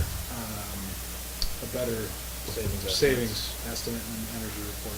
So to get real data, to Yeah. be able to do that? Okay. Is there any reason we can't make a motion to do that now, Greg? That- I have the just sense of the board grant to them? have the Energy Committee provide comments back to the select board. We can put it on a future agenda to discuss in more depth. But I would like to grant you the ability to look at 2 years' worth of our electrical data. Is that something that you're okay with us making a motion as a select board to do? I would hold Or is off that now. too I'm soon? probably okay, but I'd rather have the town attorney Okay. review. Can you something before we provide ask him that question information. though, just so that we don't stall waiting for the energy committee who's gonna forget to ask you that, because that's not really something they'll think to ask you because you're not in our meeting. Thank you. Okay. If there's no other questions, we want to say thank you for coming in. Sounds like a pretty cool Appreciate your project. time. Thank you. Sounds like you found a really neat spot as well. I mean, it was thumbs up all around on that one. Yeah. Awesome. I'm sure it doesn't always happen that way.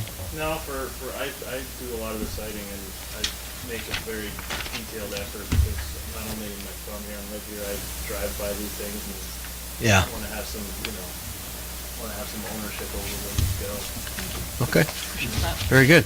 Thank you. Thank you very much. Thanks, guys. Thanks for coming in. Yep. Okay, so now we're on to business item 5E, and that's a discussion of the City of South Burlington Airport resolution. And I think last meeting, you got a copy of that resolution, and it was decided to put it on an agenda so we can have a discussion about it. So it was in our packet. We have a lot of information that came with it.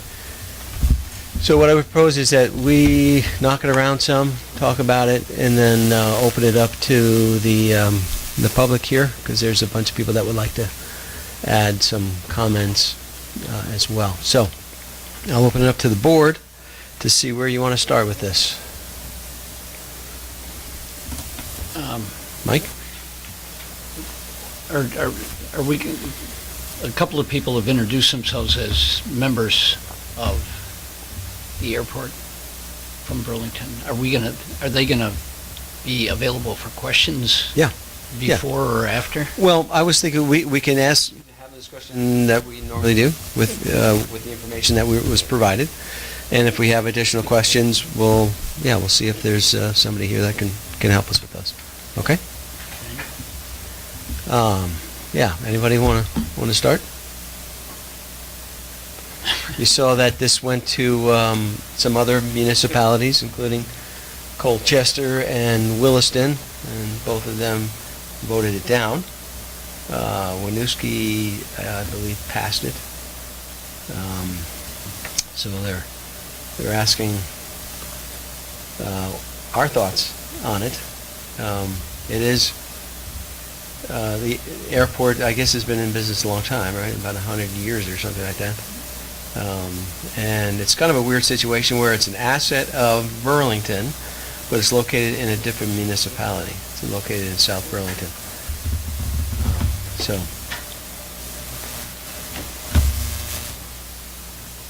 Anybody? I'll start. We're talking about regionalizing other functions, and I think it's perfectly appropriate to be thinking about how do we share governance of some larger entity, and in this case, the larger entity already exists. In the case of the regional dispatch, it doesn't exist yet, and that's part of the hang-up, I think, is trying to envision what a regional entity looks like before you join it, when you don't have those assets already set up or the procedures. Being the second largest town in Vermont, I think a lot of us do fly in and out of the airport because we sort of border Essex Junction. The Essex Junction part of the Essex borders very close, the land's near the airport, and I think the noise factor, pollution, and other things are impacting us whether or not we're aware of it, and to be able to have a say in that type of governance is definitely worth having a conversation, and I think that's what Winooski stressed when they voted for it, was they want to have the conversation on a regional level. Mike? I'm struck by two things in reading all of this. The thing that I find the most curious was that I believe the advisory board to the airport had made a suggestion of doing this 3 or 4 years ago, if I'm not mistaken, and it didn't get acted upon. And that would seem to me, that would just seem to me to signal some hesitancy on the part of the airport to agree to at least discuss this method of governance, so to speak. I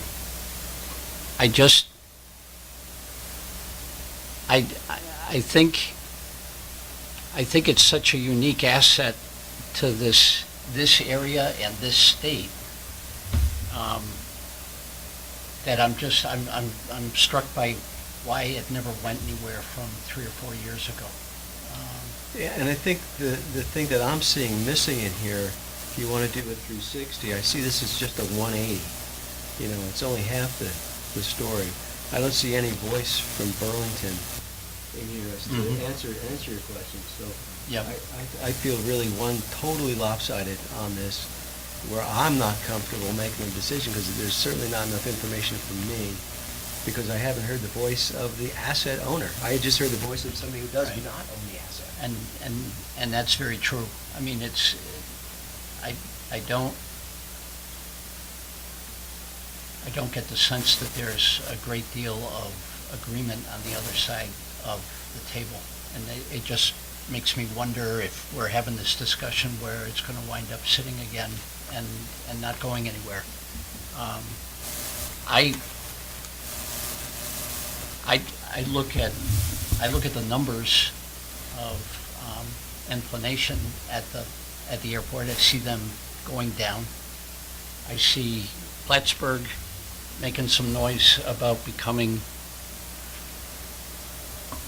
Canada's Vermont airport, and that competition doesn't scare me, but it certainly makes me sit up and take notice. But the fact that this only seems to be coming from one side of the table just makes me real curious to hear from the other side of the table. I totally, yeah.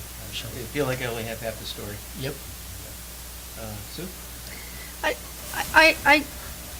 I mean, I read through all this material and I still don't feel like I have enough information. Like, I felt like there were some things that were just kind of vaguely referenced, like is it emplanements? Is that the? Inclinations, I think. Emplanements? Number of passengers. Yeah, number of passengers. So there was reference to, dropping and kind of a inference that was because of Plattsburgh and what was going on over there, but I don't think there was like clear. Causation? Yeah, exactly. Clear. I like to see clear analysis, and I didn't see. And then there was also some other reference in some of the other material that Plattsburgh's emplanements were also dropping. So is this just an industry trend and something else is going on? I don't know. So those kind of questions. The other thing that struck me on this slide, which is, I think an attempt to show the region, right? It's the village of Essex Junction that's listed, not the town of Essex. I almost feel a little like we're an afterthought. So, how were we brought into this? Some of the language that's in here references Colchester, Williston, Winooski, and other communities, and some of it spells out all the other communities. And then I guess the other question I have is, what is the state of Vermont's position on this, and what role could they or would they play? That really didn't show up anywhere. Right, didn't show up anywhere. Exactly. Yeah, that's a good point, Sue. So I'm sorry, lots of questions. I don't really No, have an answer. it's understandable. Yeah, a lot of questions left open there. Other concerns, comments? I'm Larry? looking at the 2013 BIA Strategic Planning Committee recommendations. That was a 12-member board, and for them to include this work step, I don't know if they've reconvened since then. Maybe that was an action step that they passed along to the Burlington City Council, and maybe they've been busy. We certainly get busy and forget things for years at a time. I wouldn't be so, I wouldn't point a finger at anybody in particular and say, well, they obviously dropped the ball for a reason. Maybe they're just busy with Right. other priorities, and maybe it takes a couple of towns passing a resolution to say, hey, this is really important. This is about fairness. This is about equity. This is about taxation without representation. We're taxed. Our air is taxed. The quality of our air, our noise levels are taxed by having an airport nearby. So shouldn't we be part of a governance structure? I think it's always a timely thing to ask ourselves, should we not be part of a regional governments for a regional entity like this, and not necessarily assume that there was a reason that the ball got dropped. Would that extend to things like UVM then? Because they're an asset as well to the community, huge asset. And we pay taxes to help support it as well. Well, last I knew, they were in Burlington, so I don't see the same type of disconnect. I mean, as far as Burlingtonians are concerned, they have as much noise pollution and air pollution as Essex residents do, and yet they control the airport. And South Burlington's in the middle, actually hosting the airport. Burlington's got all the control on this side, Essex is on this side, equally benefiting or not from it, but having no say in the operation. So I do think that a little more of this equitable governance is something that should be thought seriously about, and not, for example, as a consent agenda as it originally was posted, and that's why I wanted to bring it up as a business item. It doesn't have to be decided tonight, but I would like people to think seriously about us dropping the ball when we finally have a chance to weigh in on something like this. Okay, thanks, I Irene. don't recall having this chance before. Mike? I won't disagree with a lot of what Irene said. I'll disagree with some of it, but I guess the major piece for me is you can't have regional governance if the main party Right. isn't at the table. Exactly. And again, for me, that is the biggest question mark I've got, as to if they don't want to play, then just come out and say, we're not playing. And Let's have that And that- voice in the conversation. yeah, I mean, I'd love to be at the table for it, but the fact of the matter is, we're not driving. And so Sure. we can tell them that we'd like to do it, that we'd like to be a part of it. Like to be but invited. I don't see how you have an effective regional governance without everybody. Particularly with the asset owner not. Without everybody wanting to. I mean, to me, that's the key. The towns want to. I don't see that same, I don't see that same enthusiasm from Burlington. So, I'm also not sure, so I think there's kind of two actions. One is being interested and being engaged in the conversation and opening dialogue and hoping everybody comes to the table and having a discussion as a region. And then there's this other action to approve this resolution. And I'm not sure why a resolution is required in order to have the discussion. that's a very good point. Why do you need a resolution for the conversation? Right. Yeah. Right. Plus, the resolution, I think, would need to get vetted before you think of signing something like that to see how accurate it really is. We write the resolutions that we sign, but in the review, we should make sure that it's accurate if that's something we want to end up doing. All right?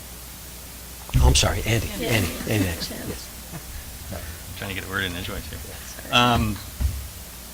Sorry. Just to comment on the fact that this was a work item or a recommendation from the group that talked about this before or made this recommendation. There were I can't put my finger on it. I'm not sure if it's actually in this packet or if it's on something that was given to us online. This was one of many, I think, recommendations that group made, and there was no indication anywhere in the packet how all those various recommendations were prioritized or not. It may still be on the list of things that they plan to look at. I don't know, and I don't know if at this point we could ask for that comments on that from folks from the airport, or would we rather not Okay. open it Would yet? the board like us to open it up to public at this point? Mike, good? Yeah. Okay. So who would like to speak on this topic? If you could. Okay, just raise your hands. I just want to see how many. Okay, so when we start here. Do you mind if Gene and I approach together? Gene is the director of aviation, and I am the deputy. Sure, you can work together. You want to come up here by the mic? I think that'll be, yeah. There was another gentleman in the back that raised his hand. Yeah, we'll bring him. Okay, so he's not. He'll talk next. We'll give these guys their opportunity, and then the other gentleman his opportunity. Hello, welcome. If you could just, again, say your name for the record and your positions with the airport. So, Gene Richards, Director of Aviation. And my name is Nick Longo. I'm the Director of Planning and Development. Welcome. Thank you for being here tonight. Thank you. I guess, if you don't mind me just starting with a few comments and Yeah. taking questions, is that, first of all, I've heard what you've all said and your concerns, your comments, but they're built on somebody that wrote a document. They didn't fax check it. They didn't check with the source. And I would say if somebody wants to have any kind of a relationship with me, they should start by talking to me and discussing the information and making sure the facts are true. And, you talked about employments. Employments are not down, employments are up. And then if you say employments are down from 2008, sure they are, but they came up from 2005 because we had an amazing staff that thought of a brilliant technique to go to the Canadians and advertise to them when the exchange rate was low. But when the exchange rate changes, so doesn't the number of people that are willing to come to the state and spend the money. And if you check, any marina in the state that depend on Canadians, they too are having that issue. And they didn't tell you, but Plattsburgh's down 15%. But Plattsburgh's worked hard. They're not a competitor. It's not bad to have more air service. It's great to have more air service. So if Plattsburgh does well, that's not bad for Burlington. That's not bad for you. That's great for you. That means better pricing. And you want competition, and you want Plattsburgh to do well. So I think it's important if you're going to have or build a relationship, and this is what we've told South Burlington. It all starts with, number one, making sure that the content from that you're going to build this on is correct and it's accurate. There's nothing that's in this resolution that's accurate or has been fact-checked by the airport. And it's insulting that they went forward without even asking. And then they made a lot of assumptions about this last study. I think one of you mentioned, that nothing was done and that we fell asleep or something. Absolutely not. We completely, Karen Paul, a city councilor from the city of Burlington, is diligent as diligent comes. We had Ed Kolodny, who ran the University of Vermont and the hospital. We had a great team. And U.S. Airways. And U.S. Airways. I mean, we had major, massive people on this that worked very hard to go through this. And this was an initiative, not asked from South Burlington, from the city. It was from the new mayor, Roy Weinberger, said, please look into all the opportunities, not just regionalization, but privatization and our current status. We went around the table, we invited all the communities to come and have a discussion. And it came down to an interesting comment that Ed Kolodny said. He said, if you don't want to put anything into it, that means money, okay? Then you probably shouldn't be part of this organization going forward. So if you don't want to put money in, then we're probably not going to regionalize. The city of Burlington has spent 100 years building this asset. Most of the airports that are in the state of Vermont were started about 100 years ago. So I think you'd have to ask yourself, is that failure or is that success to have this airport in this condition in this area? It's actually success. They've done very well. And you can look at what other state airports have done, and they barely have made it. I mean, we're very lucky that just a few years ago we had somebody that was very passionate about looking at this, and this gentleman came in and he brought those airports back. But otherwise, they probably wouldn't be here today. But Burlington never had that issue. They've had good leadership for 100 years, but the city of Burlington has invested their tax dollars up to 1977 in investing in this. How would you like it if somebody came to you, say South Burlington or Winooski came to you and says, we like your library and we should regionalize it. Matter of fact, we're not even going to ask you. We're going to go to Burlington and tell them we want to do it. We're going to go to state and see if we can bully you into it. That's not very cool. And that's not the Vermont way. 25 years ago, this was asked during Bernie Sanders' time. I think it was Bernie Sanders and one of the senators got into a skiff. And they tried to do it then, and it failed for exactly the same reason. Nobody wanted to put anything into it. But you get nothing in life for free, and you can't steal in this state from people. You don't want your property stolen, nor does the airport and the city of Burlington. We do serve the region, I think, quite well. I mean, we've recently taken on Atlanta, we've recently taken on Charlotte, and we had many requests in there. That's amazing service for a community this small. So before you start criticizing, you should really understand the aviation business, and I would recommend that you maybe would come talk to us, like we're doing today, and maybe visit, and so we could speak with you about what we're doing. Okay. Sorry. Great, thank you for that. Did you want to add anything real quick? I think I can share Gene's frustrations, and it was very difficult for us to be approached by the city of South Burlington and later Winooski on some of these resolutions and these facts and the presentation, even with our logo on it, without our permission. So it was extremely frustrating, and a lot of that frustration, it appears to be coming from a few issues. F-35 coming to the airport in 2019, and the noise compatibility program, the acquisitions, and then what we're transitioning to is sound insulation for many homes in the South Burlington community. These are all FAA regulatory functions, so even with this regional discussion, these changes are not going to change because of the regulatory process behind the FAA. So there's many fact check issues with this resolution, but there's also many omissions that also show a clear picture or the lack thereof. Okay.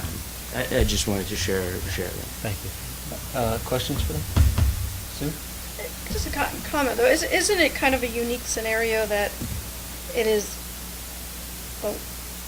in the bounds of South Burlington and governed by the city of Burlington? It's not abnormal, but it's not normal. Meaning every airport, about half of or a third of the airports are regionalized, and, some are privatized, some are municipal, and they all have different configurations. If you think about 100 years ago, there was no self-development. There were a bunch of fields, and there was very little. And so much of where we're at today has to do with poor planning and, building right up to the airport and not necessarily thinking that's an airport and maybe that should be like industrial, around it.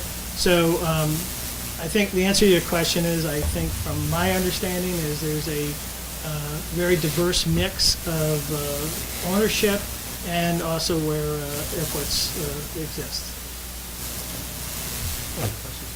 Just clarification, because I think you might have misunderstood my comment when I said that this was made this was brought forward 3 or 4 years ago and didn't appear that anything happened with it.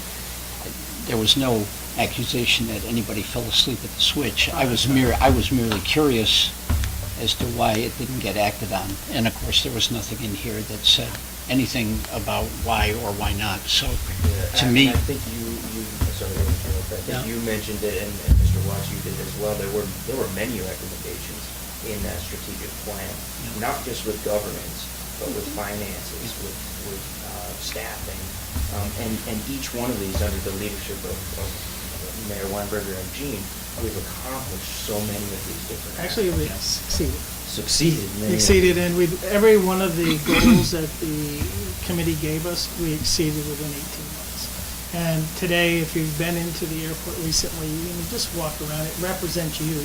It represents the state of Vermont in every way. I mean, we hope anyhow. That's what we strive for. Sure. From the food to every advertisement, it is Vermonters reinforcing Vermont. It is your airport.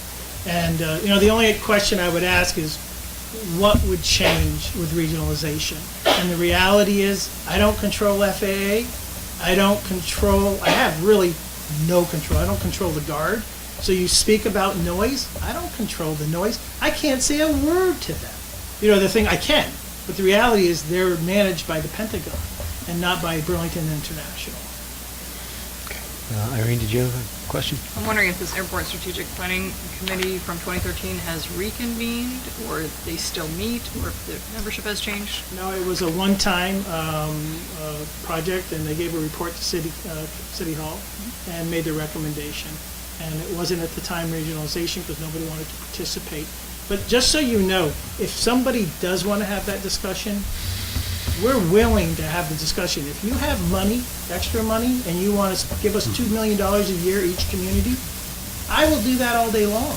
I would love to have money to put back into the airport, but that's not what people are offering. You want something for nothing, and that's not the way it works, is that we need to be able to, with straight face, tell the people, as you would of the people of Essex, say, we took your investment, and we're not giving it away.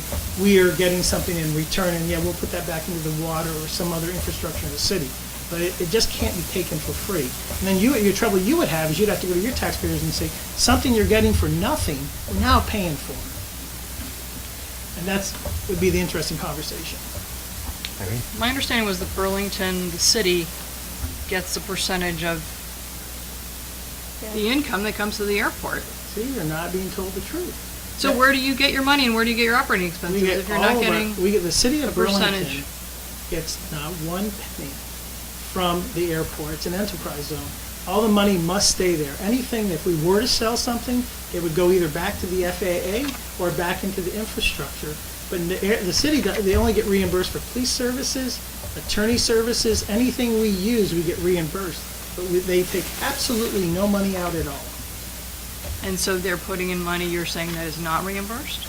No, I say they have in the past. They've invested for 77 years without, 77 years of investment. Sure. Well, I'm not asking them to go back to 77. No, but I'm what saying from is, now on when... No, they don't. No, today it's absolutely not. It's FAA. It's an enterprise zone. It runs itself. We balance an $18 million budget. We spend within our means. And if we had more money, it'd be a nicer airport. It'd be a bigger airport. It'd have one TSA. But we don't. We're mean and lean. We're basically, we're net zero at the end of the year. So I'm not sure why Burlington has 100% authority to make decisions as the owner, or whatever the correct word is. Why is there governance control seated in Burlington and not shared with South Burlington or other entities through regional governance if they're not making money or we're not making money or putting money into it? I guess I just don't They have the understand why financial Burlington, they have a history, but They also have the financial responsibility of the airport. We have about $40 million in bonds that we've signed up to. So I think it's a staggered thing. First of all, there's ownership. I mean, if you had money, you wouldn't give it to your neighbor and say, let's share the decision on how we're going to invest this and run it, would you? I'm just saying, it doesn't, it's an asset that belongs to the city.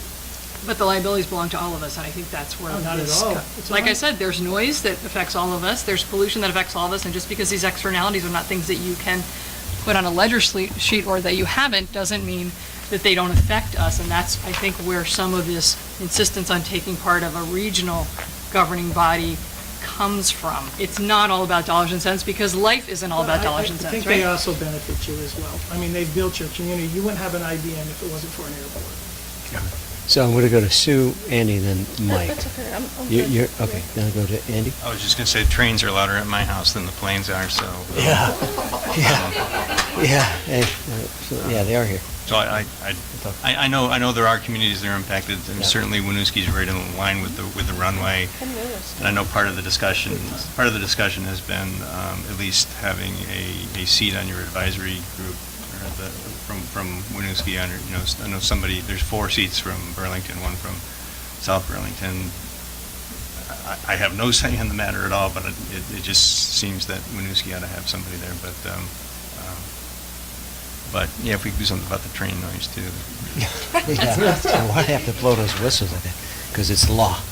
Mike? I was just going to remind Irene that there are tenants of that airport that they have absolutely no control over. And when you talk about the noise, you're talking about the guard for the most part, and they don't have any control over the guard. So Even if it were regional. I was just going to remind. And then that is one more point, and that is exactly what Thomas Chittenden said. He goes, I am pro-guard, but I hate the noise. I said, well, you can't do it that way, because the guard is what makes the noise. So you can't be pro-guard and then also not like noise, because they are the noise. Most of our aircraft are very modern, and you don't hear them. Okay, Sue, you follow up? Sure. Just curious, I mean, does Burlington, or do you at the airport have any intention of responding to this and maybe doing the fact-checking and providing? They have it. Okay. And, this resolution's jumped all over the place. I mean, we were fortunate enough to get it from a side, from somebody who handed it to us. But, I mean, even Winooski's was, it wasn't fact-checked. They voted on it without even fact-checking. So, I mean, if you're going to vote on it, I would say check it. And then I think once you've checked it, you're going to say, well, that's not worth doing.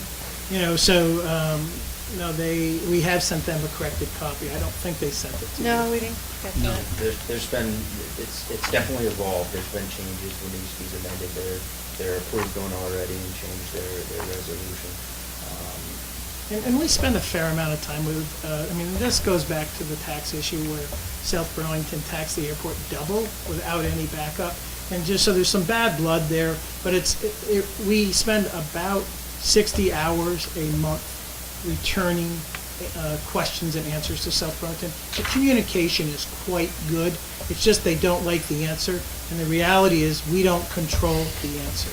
It's FAA makes decisions and the Guard makes decisions and the airlines, but the airport doesn't. So when the conversation eventually happens, whenever that is, I don't see a resolution being required in order to be invited to that conversation. Is that right? And just so you know, every time we have a community discussion, like the one we had 5 years ago, you were invited. And you're always invited. We always reach out to all the communities and invite everybody as far as St. George. We go way out, and because they even could be potentially on the flight path. We really try to be sensitive to the process and to the noise, that we are making, and if there's different ways for us to do it. And we just spent 5 days, in Savannah at a noise conference, trying to better understand the noise and how we can be better stewards. But again, we were one of the people with the least amount of real problems. I mean, compared to the bigger airports. And that invitation is open. That's from a noise committee, which you discussed with Bob McEwen today, to a master planning process, which we're hopeful to start next year. Again, the FAA is our regulatory agency and also our funding agency. So those programs are there, but always the invitation is there for you, and personally to you as well, to come in and view the airport or expand on your knowledge as well. And I would come in for a tour if you get time, just for us to better explain things. I think we got one last question before we move on to the next. In an ideal world, what would be the ideal solution for the airport? I'm happy the way it is. I would not in any way be upset with a regionalized government if people wanted to participate in a financial manner so that I could look at the taxpayers of Burlington and say, I got a return on your investment. So I'm open to both ways. I don't think either way is bad. I just can't, there's nothing in life for free. This resolution is a big farce. I mean, it's poorly written, it's not thought out, it's not sensitive. It's just, it's a mind that I don't get at all, because you can't steal from people. So the answer is both ways are good, and privatization is good. So I would be open to any one of the three as long as it showed a return, and I got approval from the people of Burlington if they wanted to do it. I don't make that decision. I'm just here to discussing it. I think all three ways have problems, and I don't know if one is better than the other. I know this one's worked for Vermont for 100 years. Okay, thank you, Gene, and I appreciate that. Thank you. Thank you. Okay, yeah, if you want to, might as well come up to the table here by the mic and state your name and your position, where you represent, please. Hello. Welcome. Thanks for having me. My name is Paul Sarn. I'm the communications coordinator with the City of Winooski, Vermont. Jesse Baker, our city manager, and Seth Leonard, our mayor, wanted to be here tonight to sort of talk about this resolution, but we're also having our city council meeting. So they did send me with the letter. I think you're all pretty versed in that, so I just want to emphasize just a couple of key points. Essentially, Jesse and Seth wanted to extend their thanks in considering the resolution. They couldn't be here. Like I said, we're having our city council meeting. Just a couple of key points regarding the resolution that they wanted to make is that really all we're asking for is a conversation on how we can strengthen an incredibly important asset and discuss what regionalization looks like. We think a similar joint resolution with the Town of Essex would be immensely positive. From an economic development standpoint, Essex is one of the largest communities that benefits from the airport. It sounds like you guys are pretty versed in a lot of this stuff. We believe that there are many excellent regionalized models that can be inspired by regional dispatch, CSWD, Green Mountain Transit. But I think most importantly, the City of Winooski is advocating to give voice to our residents and surrounding neighbors through this process regarding both the positive and negative implications. And to your point about whether or not that conversation requires resolution, I think, officiating with resolutions is certainly a good place to start that conversation. And I think they're both very open to, different aspects in which we can do that. Okay. Thank you, Paul. Thank you so much. I want to set a second, and in case there's questions that the board has for Paul. Anybody? No? Okay. Then. Not at this time, so thank you. Thank you. Thank you. Bob, did I see your hand up before? Did you want to? No, but I'll talk anytime you want. Well, with your background and experience, is there anything you'd like to share with us? You don't have to, but I thought I'd. Well, I know. I have a couple things I'd like to say.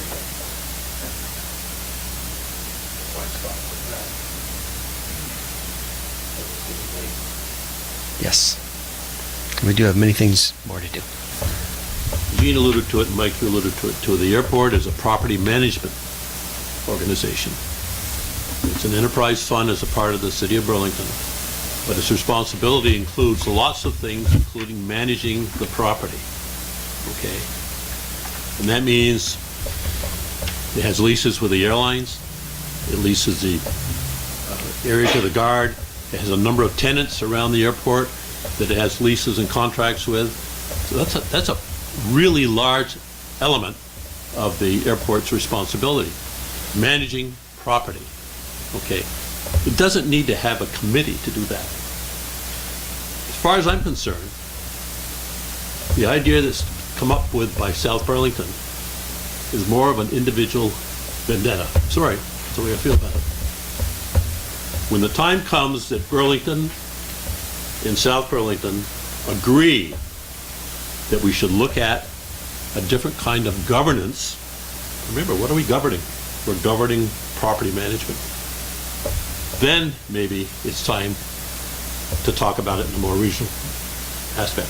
But right now, it's not necessary. It's working, why change it? What kind of power would a different governance have that they don't have now? They have the opportunity to complain, they have the opportunity to provide input, but the airport still has to manage the operation. The FAA controls how you spend your money. The Air National Guard decides how much noise to make. We don't have any control over that. And that won't change regardless of what kind of governance you put into place. That's it.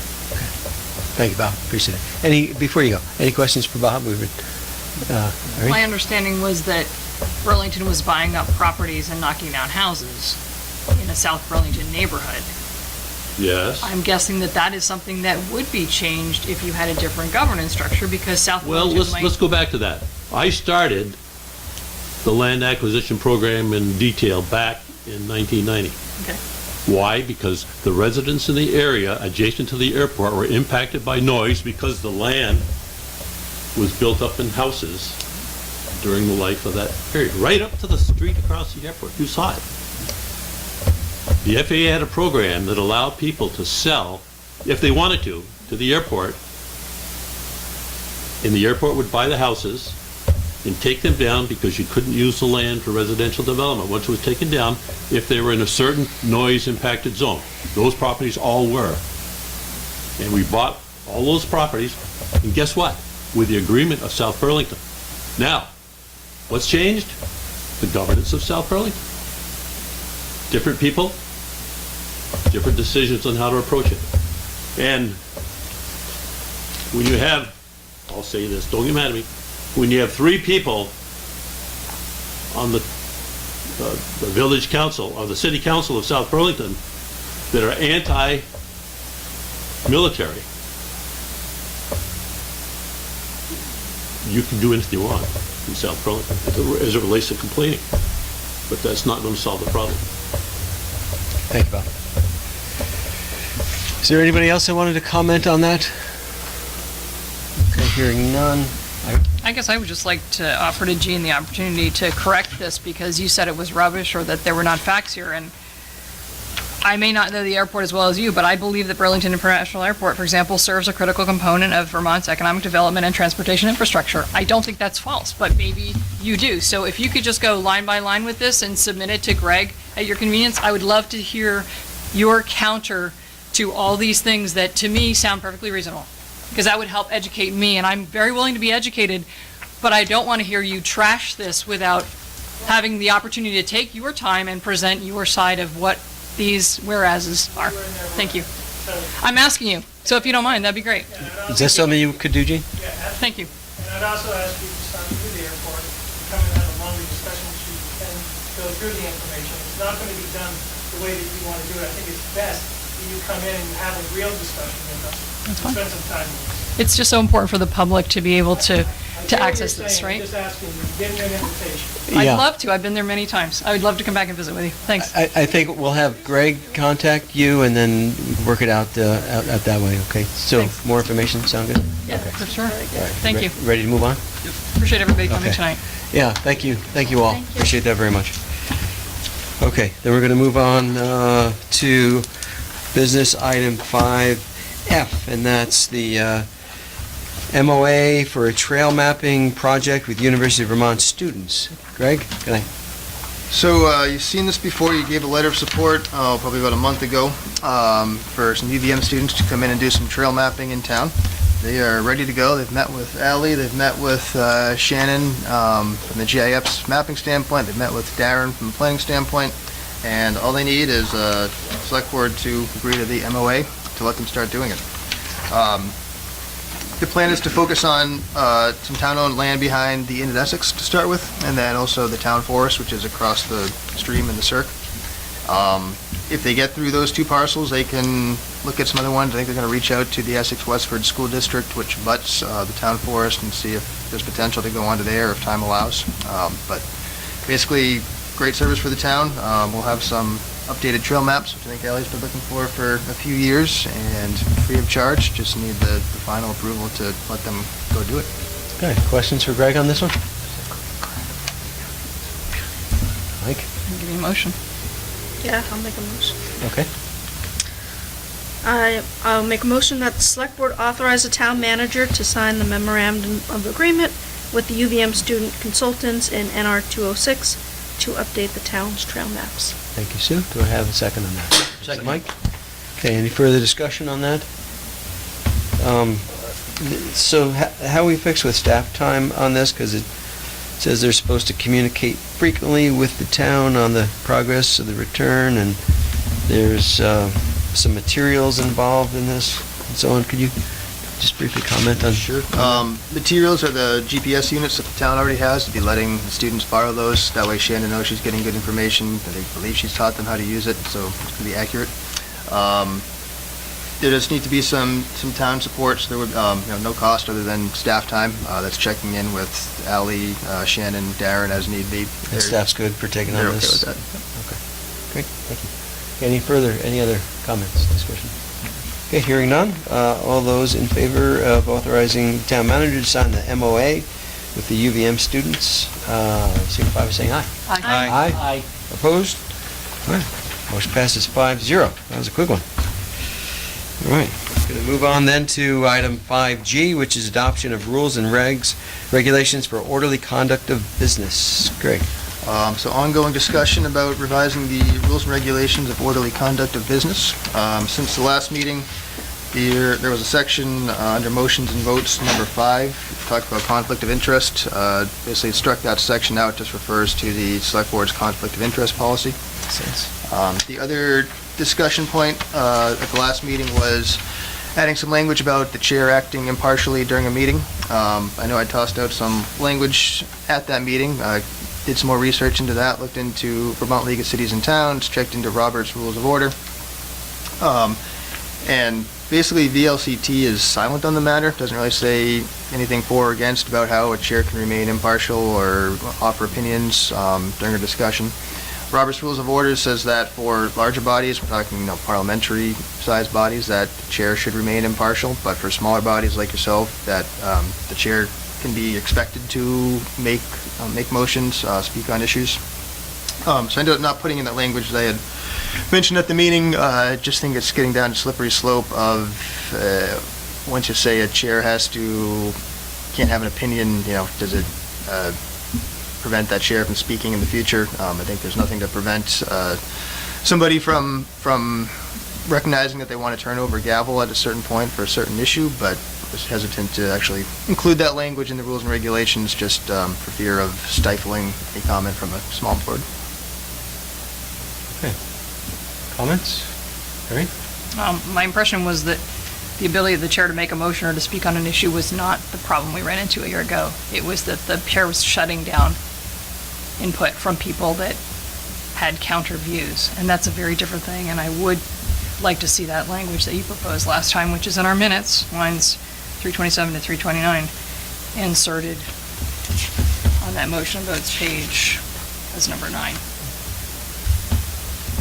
Yeah, I would actually concur. It wasn't we were not trying to censor the chairs from having opinions. It was the role of the chair in managing the conversation and ensuring that everyone was given equal opportunity and both on the select board and in the public, that the conversation was managed in an open and unbiased way. Other comments? Yeah, and Go ahead. And I admittedly struggled with how to do, that's why I went back to the LCT and Robert's Rules to try to figure out, was there some model language that exists of how a chair can have an opinion, have a voice, and still act impartially, and didn't come up with any, so. Right, like I said, your language that you proposed, I think, was a good way, and maybe you want to send it to VLCT to encourage them, because it's a whole new world. And I think maybe they need to be considering our language as adding it to their model language. Andy, Mike, comments? Andy? Yeah. Oh boy, I'm concerned about how you determine when it's appropriate. I will reassert what I've said before, that it's a personal decision would have to be a personal decision of the chair and not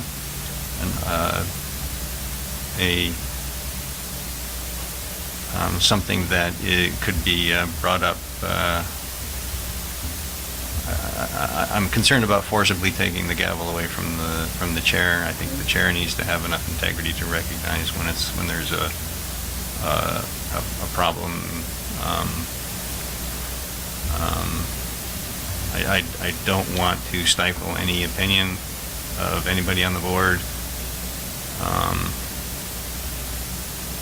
I think if we see it happening, it's easy for me to say now. I think we should call it at the time. It doesn't help what may or may not have happened in the past, but I'm concerned about arbitrary use of it. The chair does need to maintain control of the meeting, but yes, and we do have, it does say already say in here that the chair needs to be impartial during the discussion. So I'm okay with the document as it's written. I think that if we want to add additional language, it needs to be further vetted, and maybe we could consider it in a future time, but I'd prefer not to. I'm not comfortable putting it in without additional review from others outside of this group. Thank you. Mike? I agree with Andy. I'm going to add a couple of other points. I think, we elect the chair every April, and I think if you make it possible for a motion or some other parliamentary move to take the gavel away from the chair, I think, number one, it demeans the entire process of electing a chair in the first place. Second of all, I just think it would turn meetings into utter chaos. And quite frankly, I think you would spend more time worrying about who's supposed to have the gavel instead of taking care of the town's business. And that's the bottom line. That's why we're here. We are here to administer the town's business. And I think anything that detracts from that, and I believe it's my opinion that anything that detracts from that is to be avoided. So I'm fine with the language the way it is. I'm glad we had a couple of iterations through it, but at this point, I'm happy with the way this is written now. Okay, thank you, Mike. Irene? Just to Andy and Mike's points, both of them, no one's forcing anyone to give up the gavel. The language that Greg proposed last meeting was, if the chair, it's in the minutes, lines 327, if the chair does not believe he or she can act impartially, he or she may allow the vice chair to lead the discussion on that item on the agenda. There's no compelling anyone, there's no forcing anyone, it's merely a check and balance that everyone is aware of, so that we don't have to go to the steps that we had to last time of having people yelling from the audience, "You're not being fair, you're not calling on me." Because that, to me, is incredibly disruptive, Mike. I'd rather have an internal procedure on the board where people are highly aware of just what happens when the chair is notified that he's being impartial, and he can then act accordingly and either admit that he has or say that he hasn't, but then clean up his act, you know? But there's nothing in Greg's language at all. Do you have this in front of you, Mike? Because I don't want to be I putting don't. words in, you know, No. anybody's mouth. It's in the No. minutes. That's fine. Of 327 to 329. So this is what we agreed on last time as a board, and then it was asked for Greg to just double check and see if Robert's rules. So now I see this backtracking. All of a sudden, it's not okay with people because they feel that it's compulsory, and I just want to reiterate, it's not compulsory. It's not making the chair do something they don't want. It's not upending the order. It's strictly just prescribing what happens, so people know the process. I don't believe we agreed to any language in the last meeting. We did not agree to, or your statement that we agreed to this in the last meeting is not true at all. There was a suggestion of some language, and I expressly said that I was uncomfortable with approving language that was just thrown together off the cuff in the meeting. We did ask Greg to go look for some other corroborating references or whatever that might have suggest language that might be appropriate. He didn't find any, so I'm considering that I like your idea of going back to the Vermont League of Cities and Towns and asking them, hey, we've got this question. How should we, or is there a recommended language that could go around this? I don't think, we did not agree on any language last time. It's on video too. Sue? So, my point of view.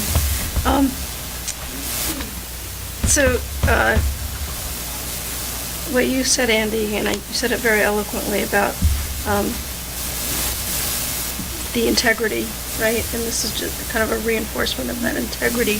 And I just think that this document is our document for how we think we as a board should be conducting our business. And I feel it's valuable to document or formalize that assumed integrity in the role.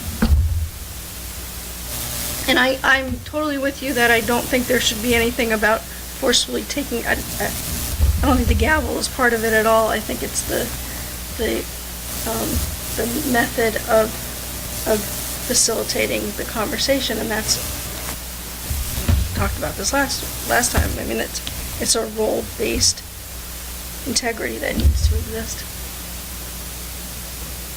Sorry, you said finish.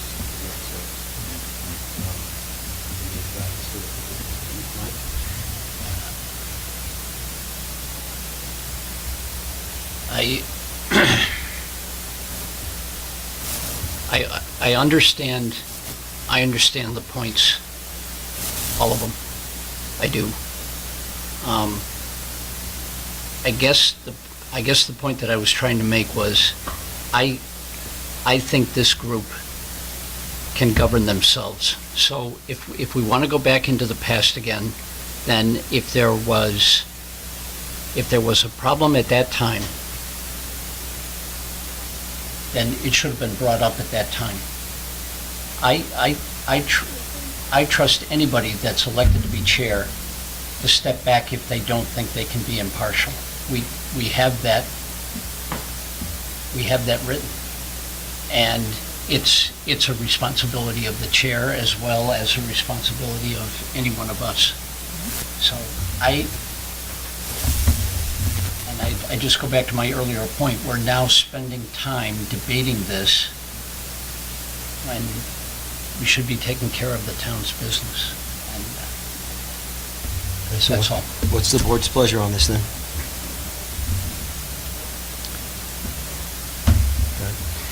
I move that the select board adopt amendments to the rules and regulations for the orderly conduct of business. Thank you, Mike. Do I have a second? Second. Thank you, Andy. Any further discussion on adopting the rules and regulations or the conduct of business as presented? Hearing none, all those in favor signify by saying aye. Aye. Aye. Opposed? Nay. Nay. Okay, motion passes 3-2.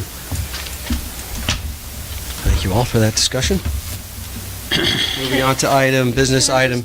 Ask that we do the follow-up that Andy recommended. With VOCT? Yes, Yeah, I'll put please. that in the to-do list for April. Thank you. See it again. Great, thank you, Greg. Okay, we're on to business item 5H, and that's adoption of Select Board computer use policy. Greg? So this is here's an agenda addition in your packets, some proposed language in there. But following up on the last meeting, took some of your comments back and revised the proposed ordinance a little bit, mostly just number 9, use and conduct during meetings, trying to match that up with rules and regulations of orderly conduct. A few other minor changes in there. There's some questions that came up during the meeting and tried to answer those. So I believe it was you who asked what happens if you can't get to a meeting 10 minutes early. To allow the updates to happen, you can postpone those updates and it'll update at the end of the meeting before you leave, before you shut down, basically.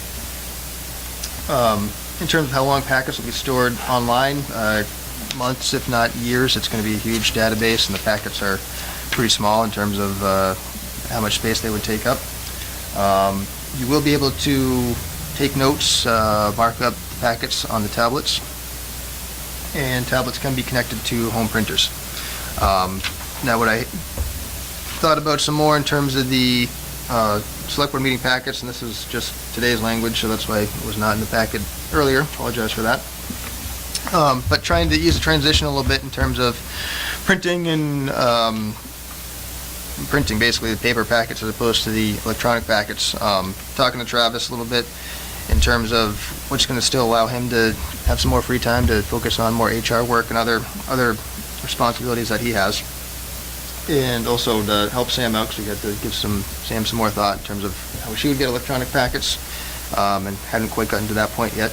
So to start off proposing, and this could change in the future depending on how things go, but basically allowing people to pick up a paper packet once they're ready.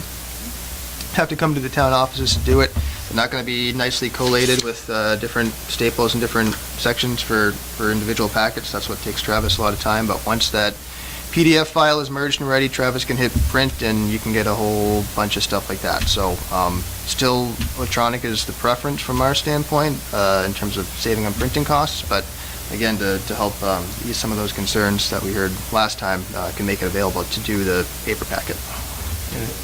Sort of an interim, or, it's a big change for us. So this might be a way to help ease us into it. Did you have a hand up? Yeah, I'm curious where that goes in the policy. Number 6, access to. Oh, that's a select board separate thing. meeting Thank you. Yep. I got it. Yep. Okay, other comments on this? Yes, Irene. It says any political activities on number 10. There's a lot of things that we do here that turn into political activities. And so where do you draw the line? I mean, there was a lot of rec district stuff last year that was discussed here.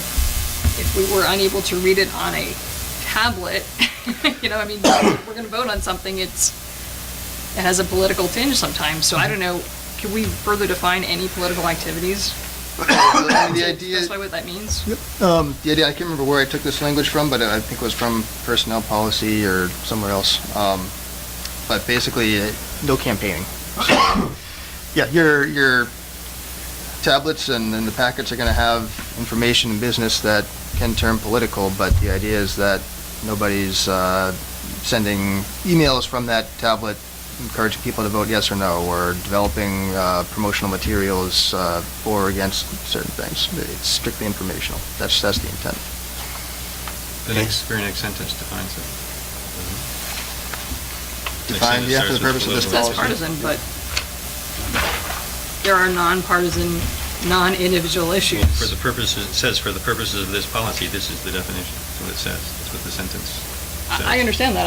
I just can think of outlier things that have just happened where the personnel policy you just based this on was breached, and therefore I'm concerned that this can be breached, and I just want to make sure that we're all clear about what this means, and so it doesn't get breached again, right? Yeah, these turn into living documents. We change them constantly. So we're looking for sort of a good place to start. Okay. And if we think this is a good place to start, we know we're going to be doing updates, particularly after we start using these things. So, and we'll be reviewing it again in April. Right. So,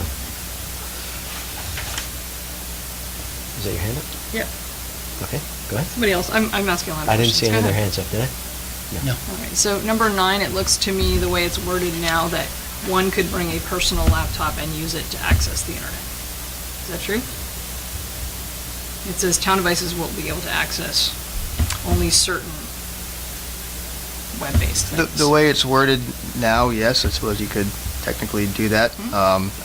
This was to Andy's point at the last meeting of, what happens if he needs to check his phone for an emergency call, or I think you made the point of, what if I want to use my calculator and pull that up?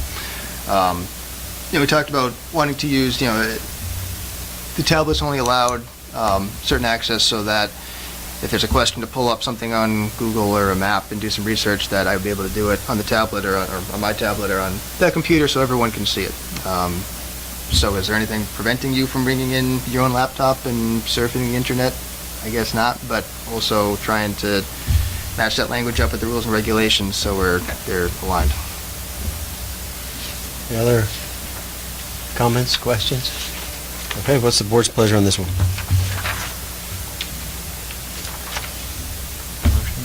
Andy? Move that the select board adopt the select board computer use policy. Thank you, Andy. Second. Thank you, Sue. Any further discussion?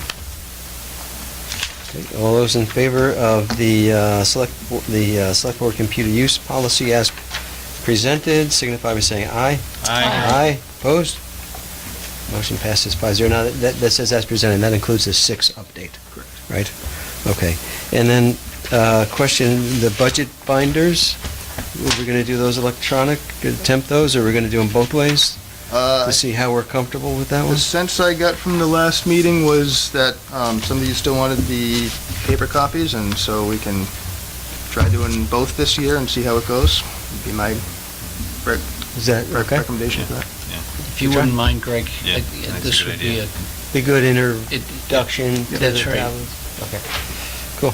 Thank you. I'll Question break the sad news to Travis. Sue? for Greg.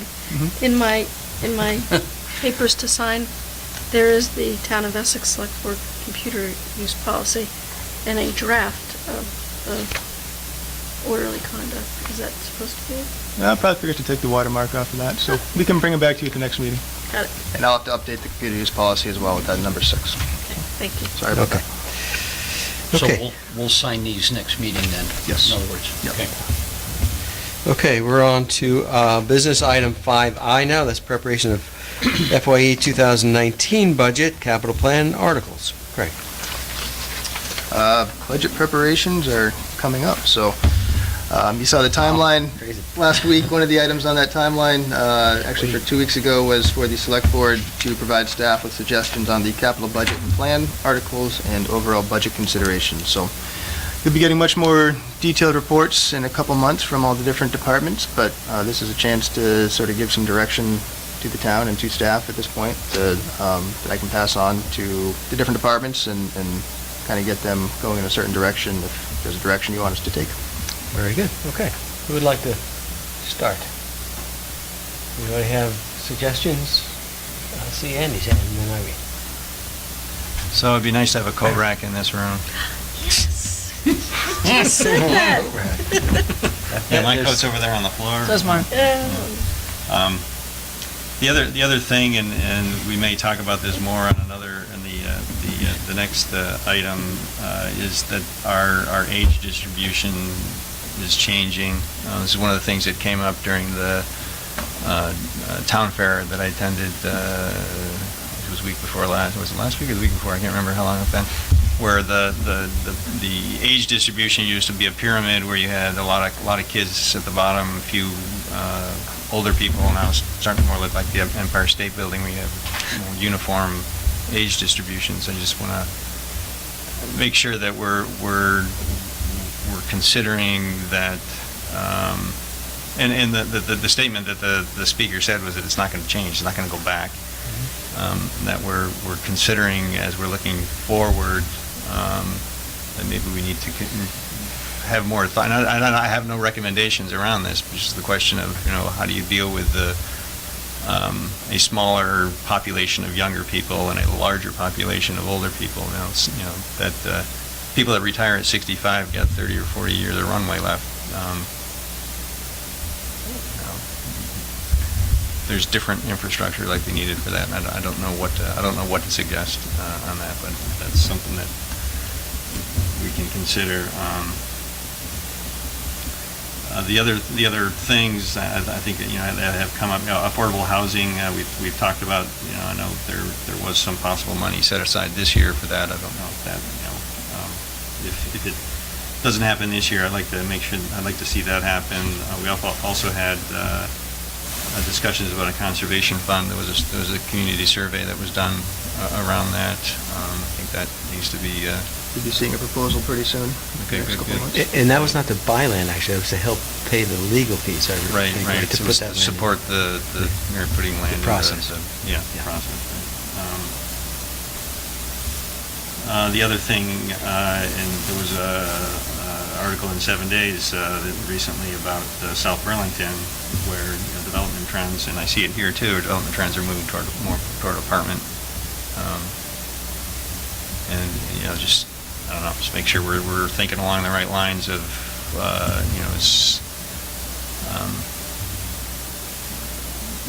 how do we want to encourage that, discourage that, as opposed to sprawl?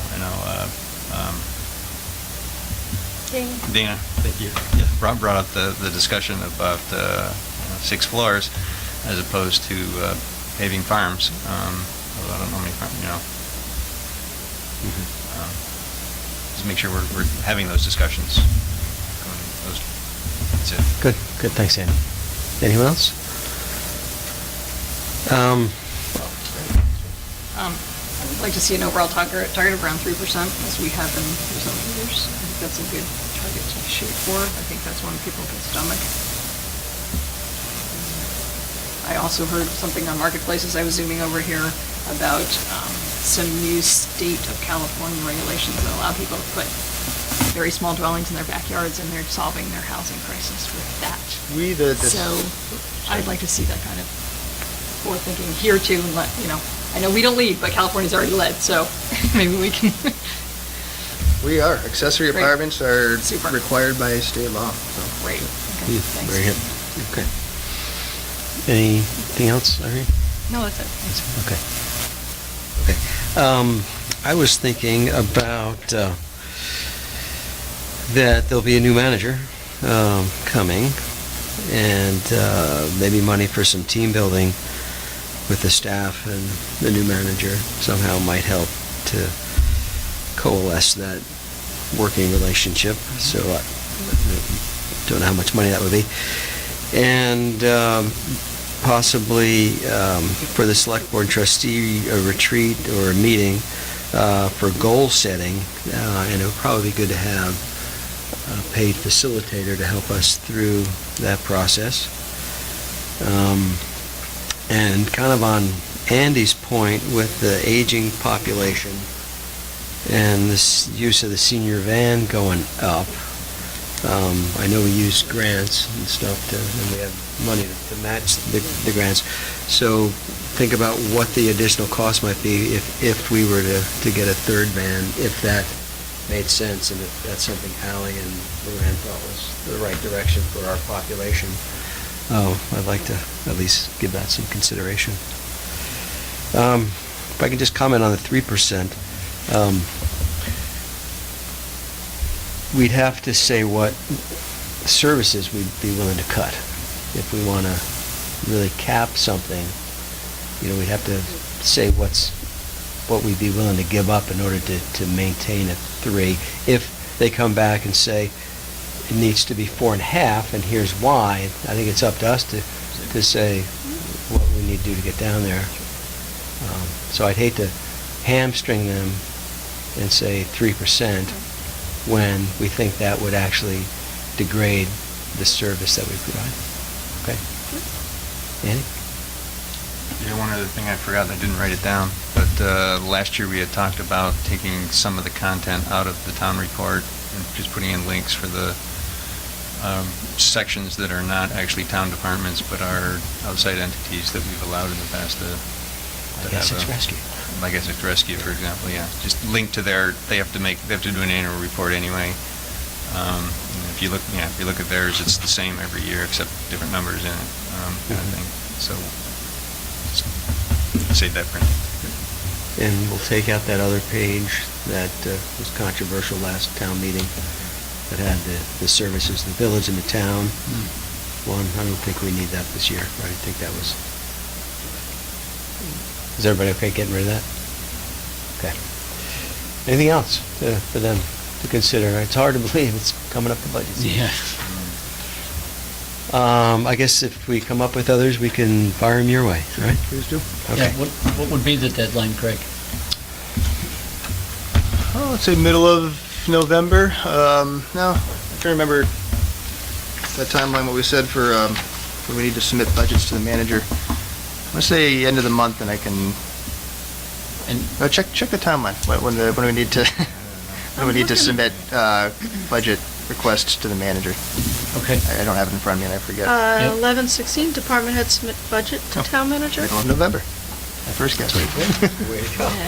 All right, good. So we're going to move on then. So maybe leave it a little bit short of the 16th, just so They can if roll there's in. something late getting in, that the change can be made and department heads can still keep their deadline? Yep. Okay, Thanks.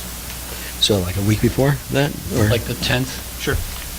Okay, everybody good with that? Sure. Okay, all right. So we're going to move on to business item 5J. Do you want to, that's something that we need to talk about in executive session, is the Essex senior van operation? Yeah, just to prep it a little bit, the select board has gotten I guess I can call it a complaint, concerns about the operation of the senior van back in the summer. It was late July, early August. Town manager said he would investigate the matter. He has, and it involves personnel, so happy to share the results of that with you, but recommend doing so in executive session. And later on, Ally and Luann are both here to help And hanging with in that there. conversation. Yep. Okay, then, And that was a two-part complaint, as far as I recall, and part of it was about the service in general, because there is just one van on a Thursday. So what I got from Greg and Ally today, as well as Luann, I believe, are these statistics on when the van is actually running and when it hasn't been running. And I think it's just important for us to know that and to talk about it publicly, because I don't believe that has to do with personnel. It is sort of a level of service conversation. And if the food shelf is on, how many Thursdays? One a month, maybe? Perhaps we could run the van on that Thursday if that is one of those things that we're running into an issue with, or potentially could run into an issue with, because more and more people are using food shelves, more and more people are aging in place. Yeah, we'll share. And I guess, looking at the schedule of these buses, looks like both of them are in play a lot of the time, so perhaps Max's suggestion as to thinking about the purple bus, or whatever the third one would become, is also something else we need to talk about during budget season. But if there's anything publicly that either of you need to say, I think, this would be the time to say that about the bus service itself, right? It's not about personnel, it's about the buses. Okay. Ally and Luann can jump in if need be. I think a lot of that conversation is worth having during the budget session in terms of what the van is doing and providing.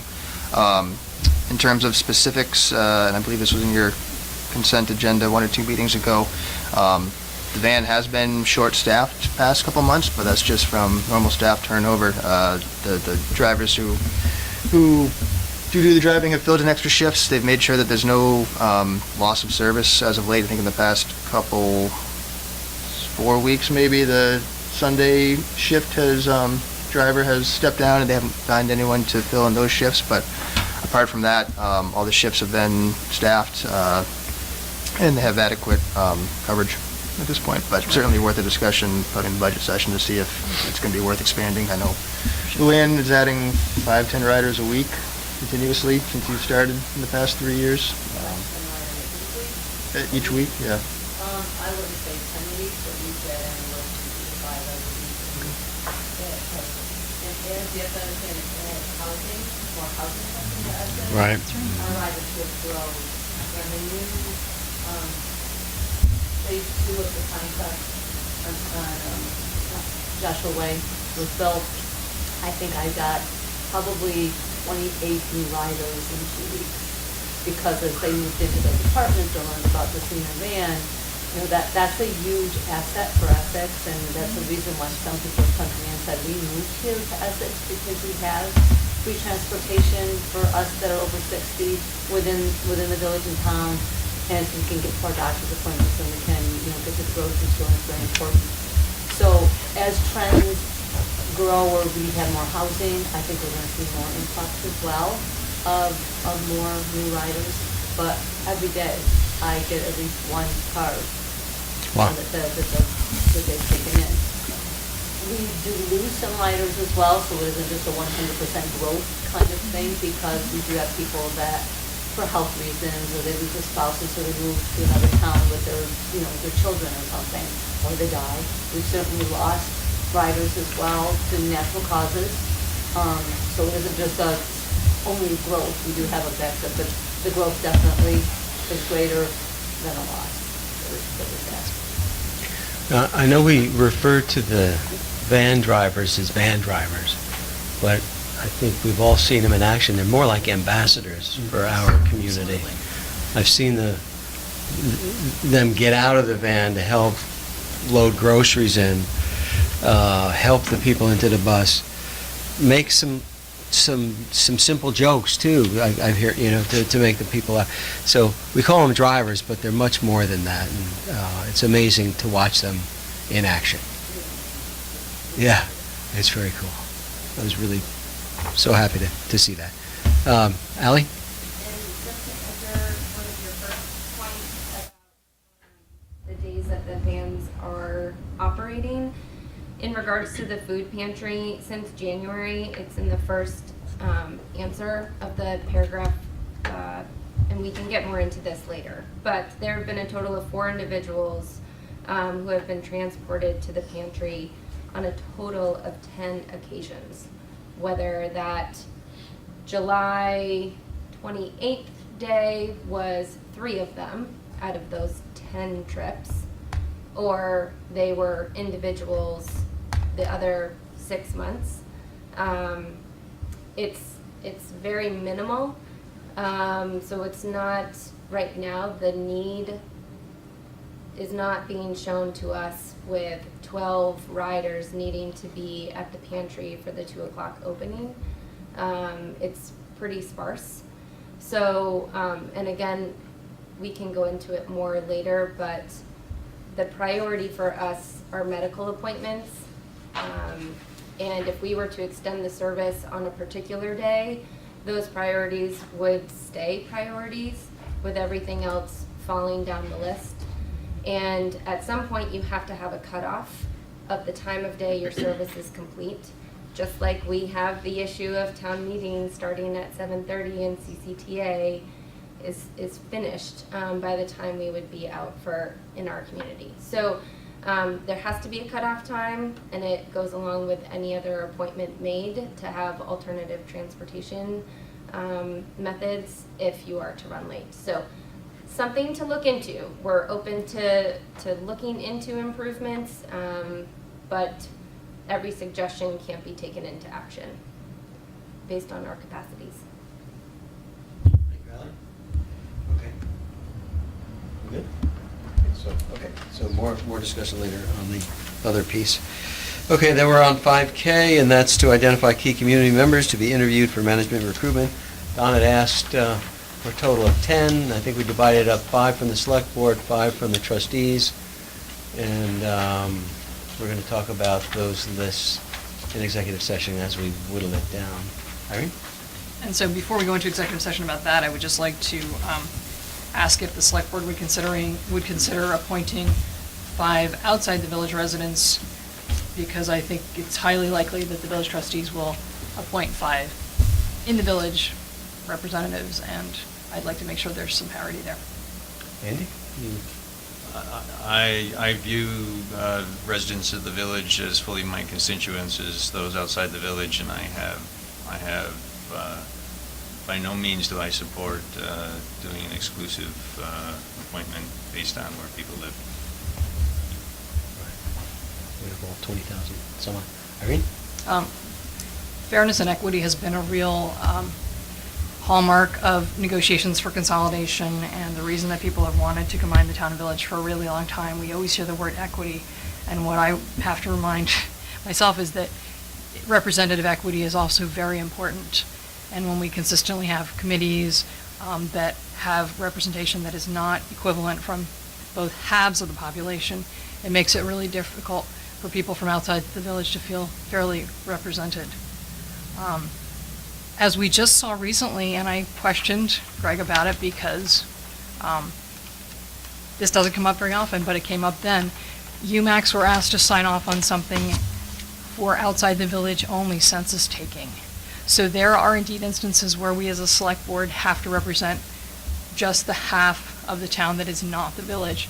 And I would suggest that this is again one of those circumstances where if we have village folks that we think should be on this, then we could talk to our friends on the trustees and urge them that we think that so-and-so from the village would be a really good representative for talking to Don Jutton. But I think that because outside the village residents have no one else to speak for them, that we as select board members should give due consideration to doing so. Okay.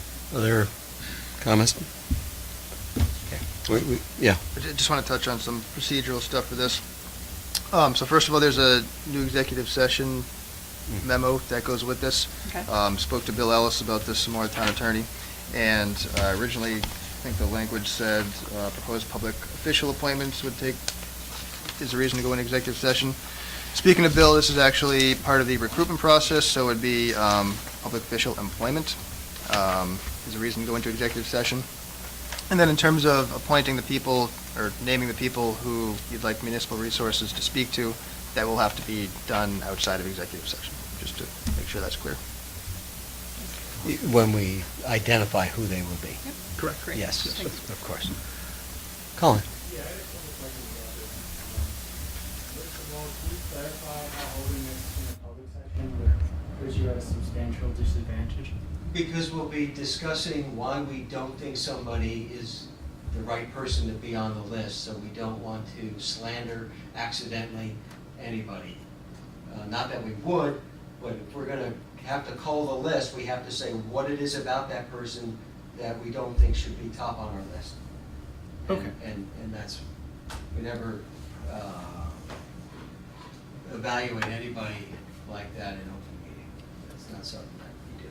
So, also, can you touch on why it's a public official employment? Are they, I mean, what is your definition of a public official, I guess? Yeah, so it's part of the process to hire Pat's replacement. So it's part of the employment process, recruitment process for the new town manager. So as opposed to appointing officials to be part of that, it's a nuance, but they're not appointing people to a new board.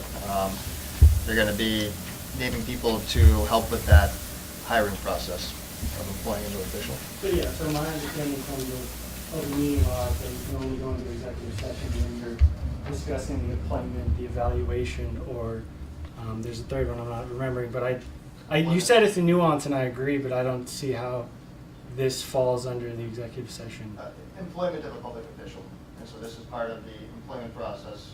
So when the select board has 20 different names they want to kick around of key people in the community to speak to, and they're going to whittle that down to 5. Those 5 people named in public session, and in the interim, like Max said, they don't want to accidentally slander or criticize somebody who's just under consideration at this point. But it's all part of the employment process to hire Pat, or hire Pat's replacement. Okay. Irene? When we talked about this joint meeting with the village trustees, it was suggested that each person out of the 10 of us could name one person, and I'm perfectly comfortable with naming somebody in public and that being my candidate, and I'm fine with anybody else naming one person as their candidate, and that keeps it out of executive session. We don't have to judge each other's contributions. We can just name someone and they can be appointed. Andy? I don't recall it at all that we were each going to be the opportunity to name any single person. The way I remember it is that we, as a group, were going to select 5. That didn't mean to me one per. think it's appropriate to have a discussion about it so that we can all understand why each of us think. And the interesting thing too is there's the list that we got today of people that self-selected. You know, some of the people on my list are on that, so I may not even have a person suggested at this point because they may have already been talked to. So I think you need to look at those two lists and reconcile them and have the discussion. And I agree that don't want to be saying bad things about people and accidentally saying bad things about people in public meetings. Why we think they're not, worthy of being on that list. Mike? I don't recall just one either. In fact, I thought we were to put a list together that didn't have a particular number to it at all, that it was just a list of people that we thought should be contacted and that it would be culled down at some point later on. I remember a little bit different than that. Well, Andy? that's fine. We also have to cross-reference it with the trustees' lists. I mean, so if we appoint the same, you can get into appointing the exact same people, right? Not for appointing outside I'm sorry, excuse me? Yeah, let Andy finish, please. I think we need to cross-reference those two lists too, so it may not be necessarily that we come up with 5 tonight that is the final selection. If there's some overlap of our list and the trustees' list, if we truly want to have 10, so. Or there's an alternate. Right, yeah, that's right. You reminded me of my wife told me this too, and I thought of the same thing. Right, we could have a prioritized list and say, okay, and the other thing too is the people that we ask to do this, we are not necessarily appointing them to do this, we're asking them to do this. If they say no, too, we also need to have a list. That's right. So yes, you're right. I think what we need to do is that's a big part of the discussion, right? Is prioritizing the list, saying these are our first 5, and then these are the next group 10, right? And to be able to have that discussion about why you think somebody's worthy to be in slot whatever versus, I'm going to take that, it's bad. I think you got to be careful, and that's not something you want to do accidentally in public and say why you don't think Joe Blow is worthy of being on this list. I think that would be awful. And that's why I didn't think there was a set number. The other comment I wanted to make about the representation question is these people aren't going to be selecting the town manager. We're merely suggesting them as folks that could contribute to the process that our recruiter is using to develop the essay questions that the folks who have applied for the job will be asked to write. So it's not. Right. I think the representation question, I'm not concerned about it. Okay. Colin? Sure. I'm understanding that I don't see the memo. The memo was apparently an agenda addition, so it's on the packet. But from what it sounds like, it's discussing the, quote, employment of a public officer. It would seem that that would be only in regards to Pat's actual employment. That doesn't cover you choosing a group of 5 people to then go talk to the recruiter. I just am wondering how that falls under that category. Well, when we had those interviews today with the folks that are one position open on the zoning board of adjustment, we're going to talk about them, certainly not in public. So you're going to choose to appoint them in executive session? No, we won't choose. All these decisions of who is chosen for these things are always made outside of executive. The discussion about how we get there is done in executive session, but we will always come out of executive session to say what those appointments are. And this list will be no different. But this list, those are public officials, they're appointing them. And we're pointing them sort of to, I guess you could call it an ad hoc committee in a way. Well, I guess that's my question. Is it an ad hoc committee, or are people going to be? I'm not a lawyer, I don't know, and I would have to ask Greg, because he spoke to. Well, I would just like to clarify, because it seems like we don't really have a clear definition of what a public official is for this question. Are they going to be subject to public records requests? Do they have to I mean, So we're still talking about, you're talking to Bill, right, about having executive session to get this list of names. Colin's still looking for some clarification. Are they really appointed officials to a committee? Not really. No, they're helping to inform the hiring process. so from I guess my understanding of the meeting law is that you can discuss the employment, so that's what it's being categorized as, the employment of Pat, but wouldn't that just pertain to Pat's actual employment, not a process under which, and if that's the case, couldn't the whole recruitment process be thrown under executive session because it's Pat's employment? I mean, it's pretty. It kind of is. Could all be under executive session.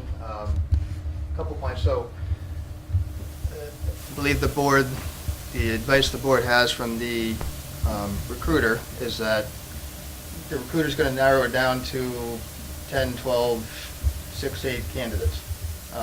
That's still going to remain confidential. Once it gets to probably the final 2 or 3 finalists, that's when it'll become public. This is for job security reasons, for the people who are searching for their jobs, and advice from the town attorney that at a certain point it has to become public. I totally Yep. understand that. This is solely about the people that appointed. And I just guess I still don't understand what they're being appointed to. So, can I ask a question? Would it be similar to the rec governance where people were interested in being on that committee and were interviewed similar to the energy committee and things like that? And then, Maybe I can make this simpler. A way to perhaps avoid this. We all have ideas of who we would like to consider. Would you be willing, now, and I think we sent them already to Travis, but what we did not include is maybe just a short blurb or prioritize them, or a little explanation of why we think they should be considered, and leave it up to Don to select from based on what our comments are, and then it avoids this whole issue potentially. It's just an idea. I'm not saying we have to do it. Okay. And part of the reason, in speaking to Bill Ellis, that the recommendation is to do it this way is to keep some public aspect to it and to name those 5 people as key individuals publicly, to keep some more transparency to it. It's really just the discussion of the other 15, 20 people, names being kicked around that is not being named publicly. Yeah, so the ones that do get the ones who would be on the list and interviewing with Don would be public, just like the people who have signed up for focus groups and will be at public focus group meetings where it is also public. Yeah, I guess my question is just really, I didn't see how this fell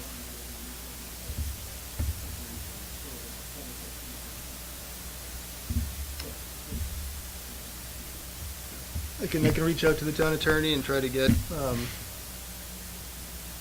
clarification or clear reasoning. I'm confident that we're here now, but if you want me to try to get something more specific for it. When does Don need these by? I believe the 25th is when he starts, you said, right? towards the end of the month, and this is the last meeting before. Well, we're going to meet on the 26th, 24th as a joint meeting, right? Correct. Could we, at the end, have, if it's deemed to be okay, to have that executive session at the end of that? Would that work, once we get the feedback from Bill? To make sure we're not violating open meeting law? That's not something we ever want to be accused of. What do you It would think? be good for us as a board to vet our. I agree. Yeah, no, I'm saying I'm not wanna saying do do a it as a joint. joint. I don't wanna I'm do a saying joint. afterwards, we'll have just a select board meeting. That's the, if it's proven to be okay to be executive session, to do it that way. And Bill has already said it's okay to go into executive It is. session for this, Ah. as part of the employment process, as long as you Okay. name these people Okay. after you. And he select updated the thing accordingly. Okay, well, then, there you have it. Okay, so, everybody comfortable with that? Okay. Sorry if we couldn't explain it, but you might have to talk to Bill. Okay, we're going to move on to the next business item, which is 5L, and that's approval of the minutes of September 26, 2017, and October 2nd, 2017. So, let's start with September 26th. Do I have a motion? I'd make a motion that we approve the select board minutes, the joint meeting on September 26, 2017. Thank you, Irene. Select board members, correct. Okay. So these are not numbered? Yeah, that was one general comment I had. Yeah. Let's at least number the pages. Okay, we'll start on page... Second. Oh, I'm sorry. Irene made the motion, and who seconded? Did I get one? Nobody did. Nobody did, okay. Who will second? Catch. Yeah. Second. Okay, we got Mike. Thank you, Irene and Mike. Okay, we'll start on page 1. And page 2. Irene? The page numbers are at the top, actually. Oh, there. We're yes, just there. looking in the wrong place. My Yeah. comment is on page 3, so I'll wait. Okay. Anything on page 2? Page 3. Yep, you're right. There they are. Irene? But the lines are numbered, which is a real pain in the neck. Under D, management recruitment brochure, instead of there was discussion, I want there to say, there were comments about errors in the recruitment brochure. Which has still not been rectified, but that's a whole other conversation. Sue. Up at the top where it says the following joint meeting schedule was discussed, and also in the motion, I don't think we agreed to November 6th during the meeting. It was discussed that November 6th was the same as our meeting. November 8th. And so It was 8th. November 8th was proposed, and there was going to be follow-on for us to confirm that that was a good date. That's true. So what should the motion, what should that say? I said something about 11/8 was proposed and a poll on availability would follow. And that the motion only contained October 24th and December 12th. With 11/8 as proposed, but not confirmed. Yeah. Right? Okay. Great. You have that, Tim? Okay.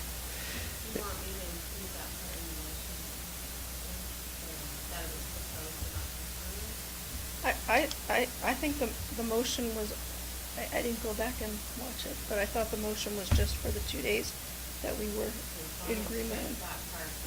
Yeah. No, I thought we approved it with the 8th in there, and we're gonna go back and amend it if we couldn't do that day. I think that's what I recall is we assumed that we're gonna go forward with it, and then check with everybody to make sure everybody could make it, but maybe it's... So instead of the 6th, say the 8th? Yeah. With, and maybe some comment about pending people checking their calendars, or what? Yes. Pending confirmation, yeah. Is that okay, Sue? Okay. Anything else on 3? Page 4? Okay. All those in favor of the September 26, 2017 Select Board minutes with correction signify by saying aye. Aye. Aye. Opposed? Okay, motion passes 5-0. Have a motion, Irene. I would move approval of the October 2nd, 2017 minutes. That's select board member corrections. Thank you. And do I have a second on this one? Second. Thank you, Sue. Page 1. Page 2. Page 3. 4. Sue. Line 152. Ms. Cook wondered if criteria 4 could be worded differently. It wasn't so that it looks like the fee will be assessed no matter what. Here's my... Can't hear you. Yeah. I'm sorry. The words that are put here was not the intention of my words. So I strike from so that it doesn't look like a fee will be assessed no matter what, and replace it with as it seems subjective and difficult to support. Thank you. Anything else on 4? Irene? 189, reading this over, even though I had said it, I couldn't parse 2 weeks later what it was, so I looked back at my notes, and after level of service, if we could put in parentheses sidewalk miles per 100 bedrooms, because that was what they had on their chart at the time. For posterity. Okay. Page 5. Sue? Down towards the bottom, row 242 and 243. I just wanted to clarify 511 VT as the website. And then on 243, it starts at 242, Ms. Cook, that the mailbox replacement fees were reviewed. Not that my question was, had they been reviewed? And strike Ms. Cook pointed out and replace it with Mr. Lutz explained. Thank you. Page 6. 7. Sue? This is the conversation we just had, but row 308, just some minor modifications. The should address the issue related to insert the word the, strike the letter S at the end of chairs, and it's not moving discussions forward, and it's managing discussions in an unbiased way. Thank you. Okay. Anything else on 7? And we're on page 8. Bingo. Some of you have gotten the corrections in purple. Oh, yeah. This would be the time to pull them out if you have them. Wow. 346, and Sam has a copy as well, right? Yeah. Okay. I asked how many tablets were purchased for the select board, as well as how many packets were printed per meeting, so I'd like that information included at the end of that sentence, at the beginning of 346. And then this was on the video, Andy, I think you would want this in there, but tell me if you don't. Mr. Watts asked about 9, the use and conduct during meetings. It was confirmed that the internet should not be accessed aside from town and village websites or file storage sites. I thought that was important and was left out, but if you don't want it in there, I won't force it. It's in the policy, I don't know if it needs to be, I don't know. So would you want to include it in the minutes or not, Andy? She's asking. I'm fine with it, yes. So add it? Go ahead. Okay, great. Okay. Let's see, just little word changes on 353, 354. This never happened, unlike other presentations made by purchasers such as Mr. Lutz. Small word changes on 366, 367, 372. Cost of the select board learning or being less efficient or less effective as policymakers viewing screens. Is the one word change there, or the phrase change. Sorry, where are you? 372? Okay. Putting in policymakers viewing. Because the fact that we're doing policy to me is sort of abstract thinking. End of 373, who was opposed to the use of tablets for packet distribution, is what we were talking about, not just electronic devices. Mr. Watson mentioned that he was in favor and would print out what he needed. Mrs. Cook at one point said that she was ambiguous, but I didn't want to put that in there because maybe you did say you were in favor, but I did change it to curious because you did say you were curious if there was a way to highlight that. Is that okay with you, Sue? The word I used was ambivalent. But, ambivalent, thank you. That's what I. But I don't know where that fits in here. But you're saying Ms. Cook was curious if there was a way.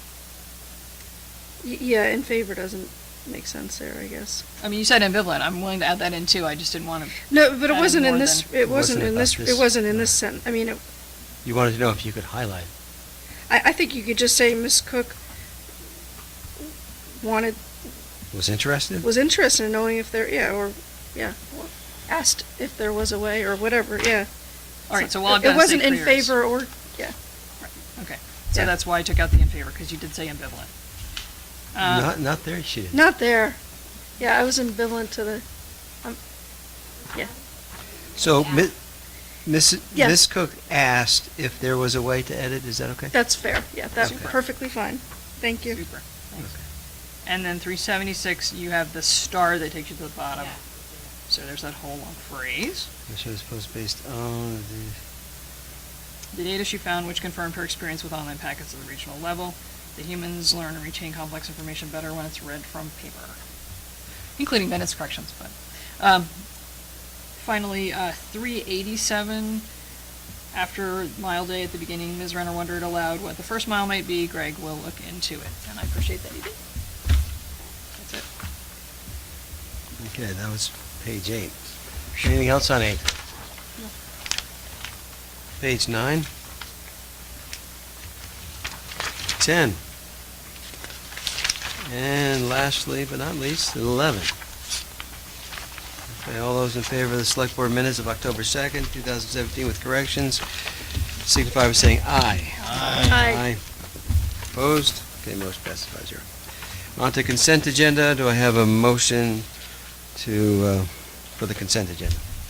I move approval of this consent agenda with select board member comments. Thank you, Irene. Do I have a second?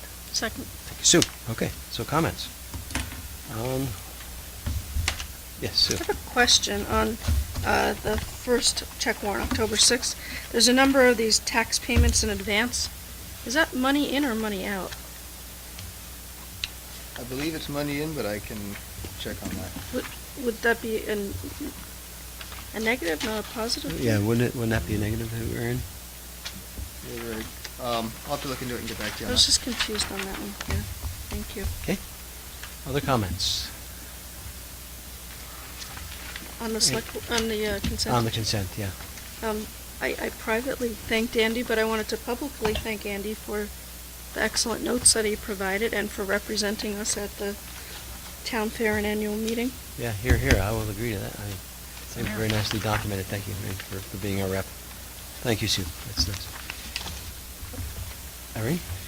We got a copy of what's being called the final municipal manager recruitment brochure, somewhere in this packet.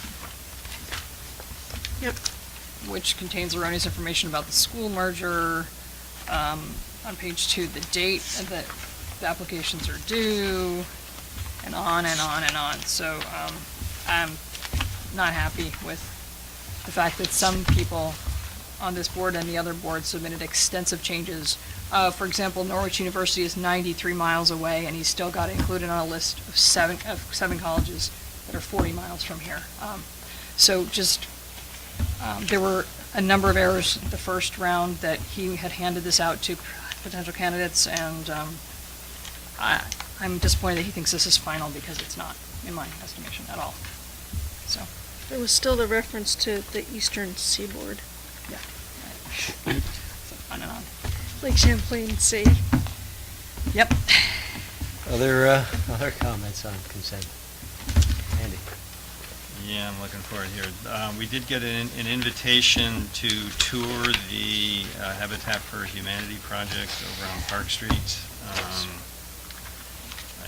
I don't know whether folks want to go as a group or whether you want to organize individual. They did say that their volunteers are there from Tuesdays and Thursdays from 8 to 3. So there would be people there at those times. Or you can arrange to go at a different time. This is somewhat of a what's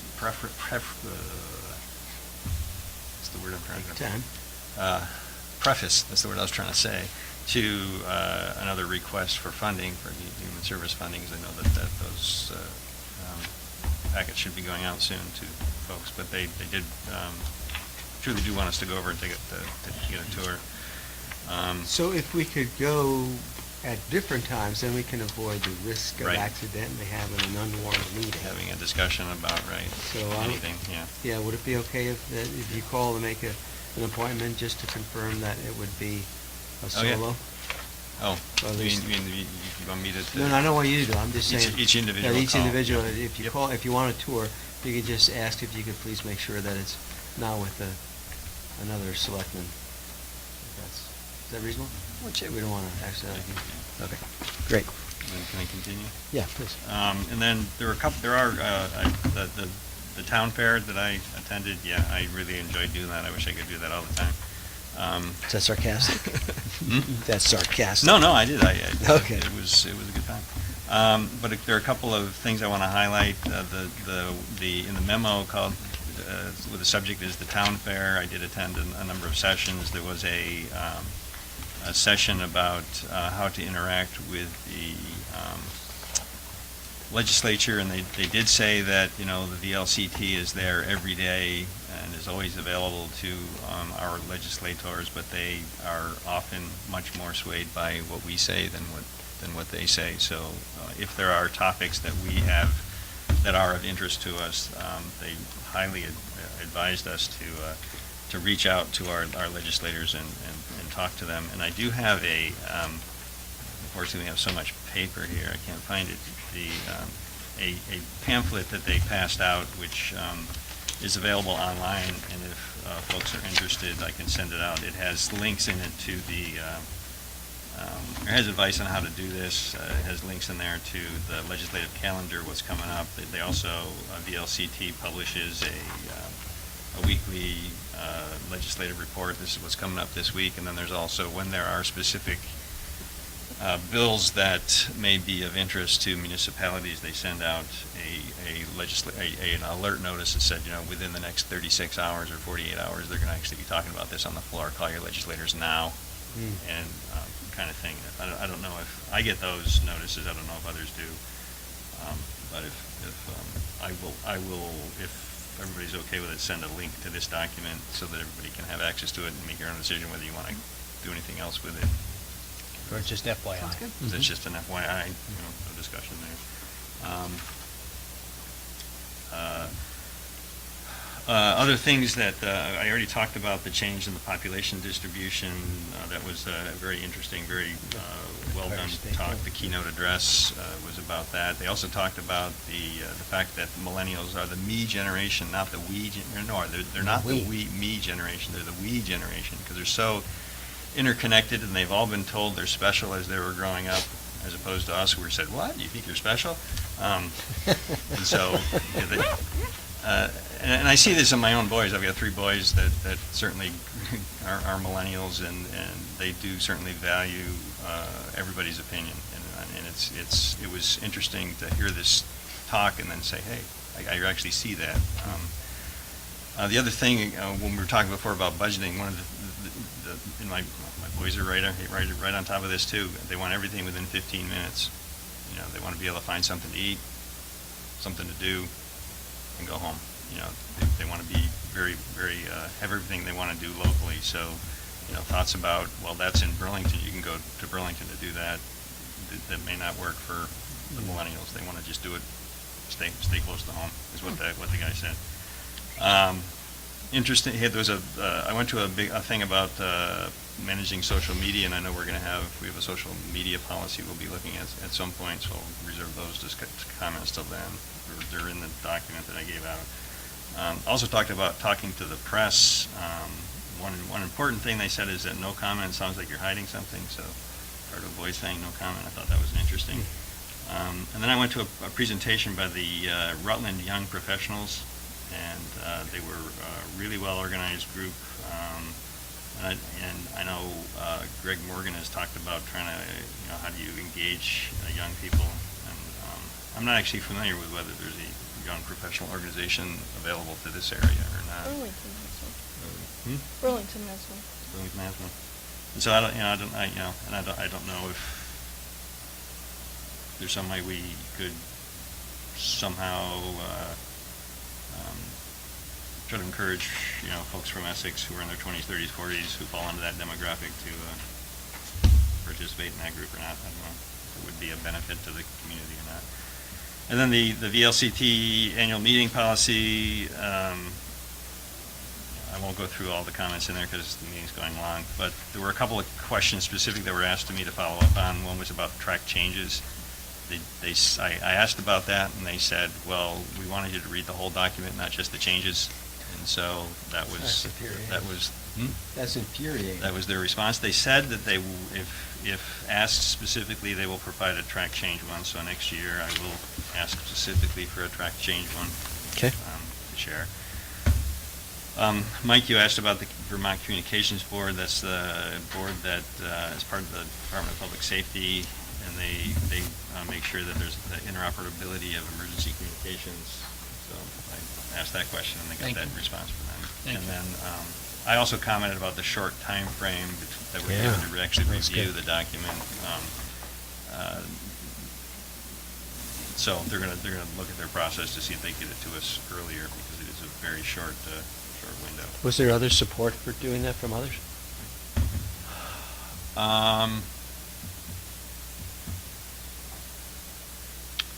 Trying to think, in the meeting where I brought this up, it was actually as the meeting was forming that I brought it up. There were only a handful of people in the room at a time, and they all kind of nodded their heads too, that it was a short time frame. There are some, I will say that there are some select boards that provide a lot of feedback, back to the point of asking that they remove man-made from their statement about climate change. I mean, they're suggesting edits. There are select boards that are very, very into providing feedback, and I know our feedback was fairly limited, and a lot of it was maybe challenged by the fact that we didn't have the track change copy to tell what was different. But, anyway, I'd like this to. I don't know if we could take it more seriously. I don't know if that's the right phrase to use. But I don't know. There's a lot of interesting things that come up that I don't think about that maybe don't apply to us, like farm vehicles driving down the road. Yeah, that was right? funny. So it's but anyway, I enjoy doing it, and I appreciate your sending me. And I agree with what Sue said. Thank you for doing that and for documenting it so well, sharing it with us. Appreciate it. Okay, any other comments on consent? Mike has one.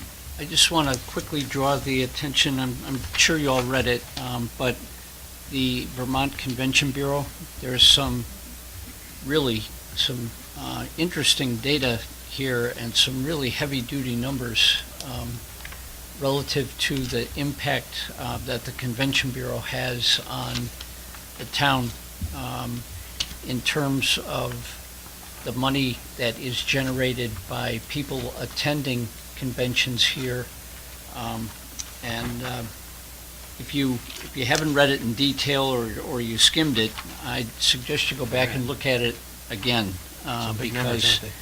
because there are some serious numbers here, and I just want to make sure that we don't lose sight of the Convention Bureau and what they do for our town.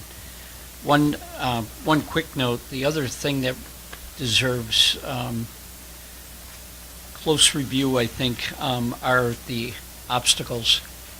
And I'm struck by, number one, given the earlier agenda item that we had here, limited direct flights influence mid-sized to large groups, especially the corporate incentive travel groups. So, anyway, maybe that is something that we can ask Mr. Richards about, because I don't know the answer to that. But number two, during the last 3 months, Chittenden County realized a loss of approximately 9,000 room nights due to rates. This equated to roughly 5,000 attendees and an economic impact of $2.8 million. I mean, that's just sad, and it's eye-opening. The organizing committee, many events require one. We don't have very many, and there's not a lot of interest in participating in one. And I don't know the answer to that one, but I think it's something I'll think about anyway. And then the last piece was the Chamber's work last year in stopping a proposal to add $2 per room, that night fee for lodging properties, in order to fund various tourism and hospitality initiatives. Local marketing, I think, can definitely take care of that without a legislative interaction. Okay. Thank you. Thank you, Mike. Yep. Any other comments on consent? Okay, hearing none, all those in favor of the consent agenda signify by saying aye. Aye. Aye. Opposed? Okay, consent agenda passes 5-0. Now we have the executive sessions to deal with, right? Okay, and there are 2 that we need to do. Is there? Three. Are there 3 motions we need to do? Appointments, Yeah, there's, personnel, and hiring. okay. All right, who wants to? I got them all here. Okay, all right, go ahead, Sue, if you would. All right. Make a motion number 1, I move that the select board make the specific finding that premature general public knowledge of the select board's position concerning the proposed public official appointments would place the town at a substantial disadvantage. Motion number 2, I move that. Hang Do on we a have to? sec. Okay. We need to. Each one? Okay. Do each one, yeah, so.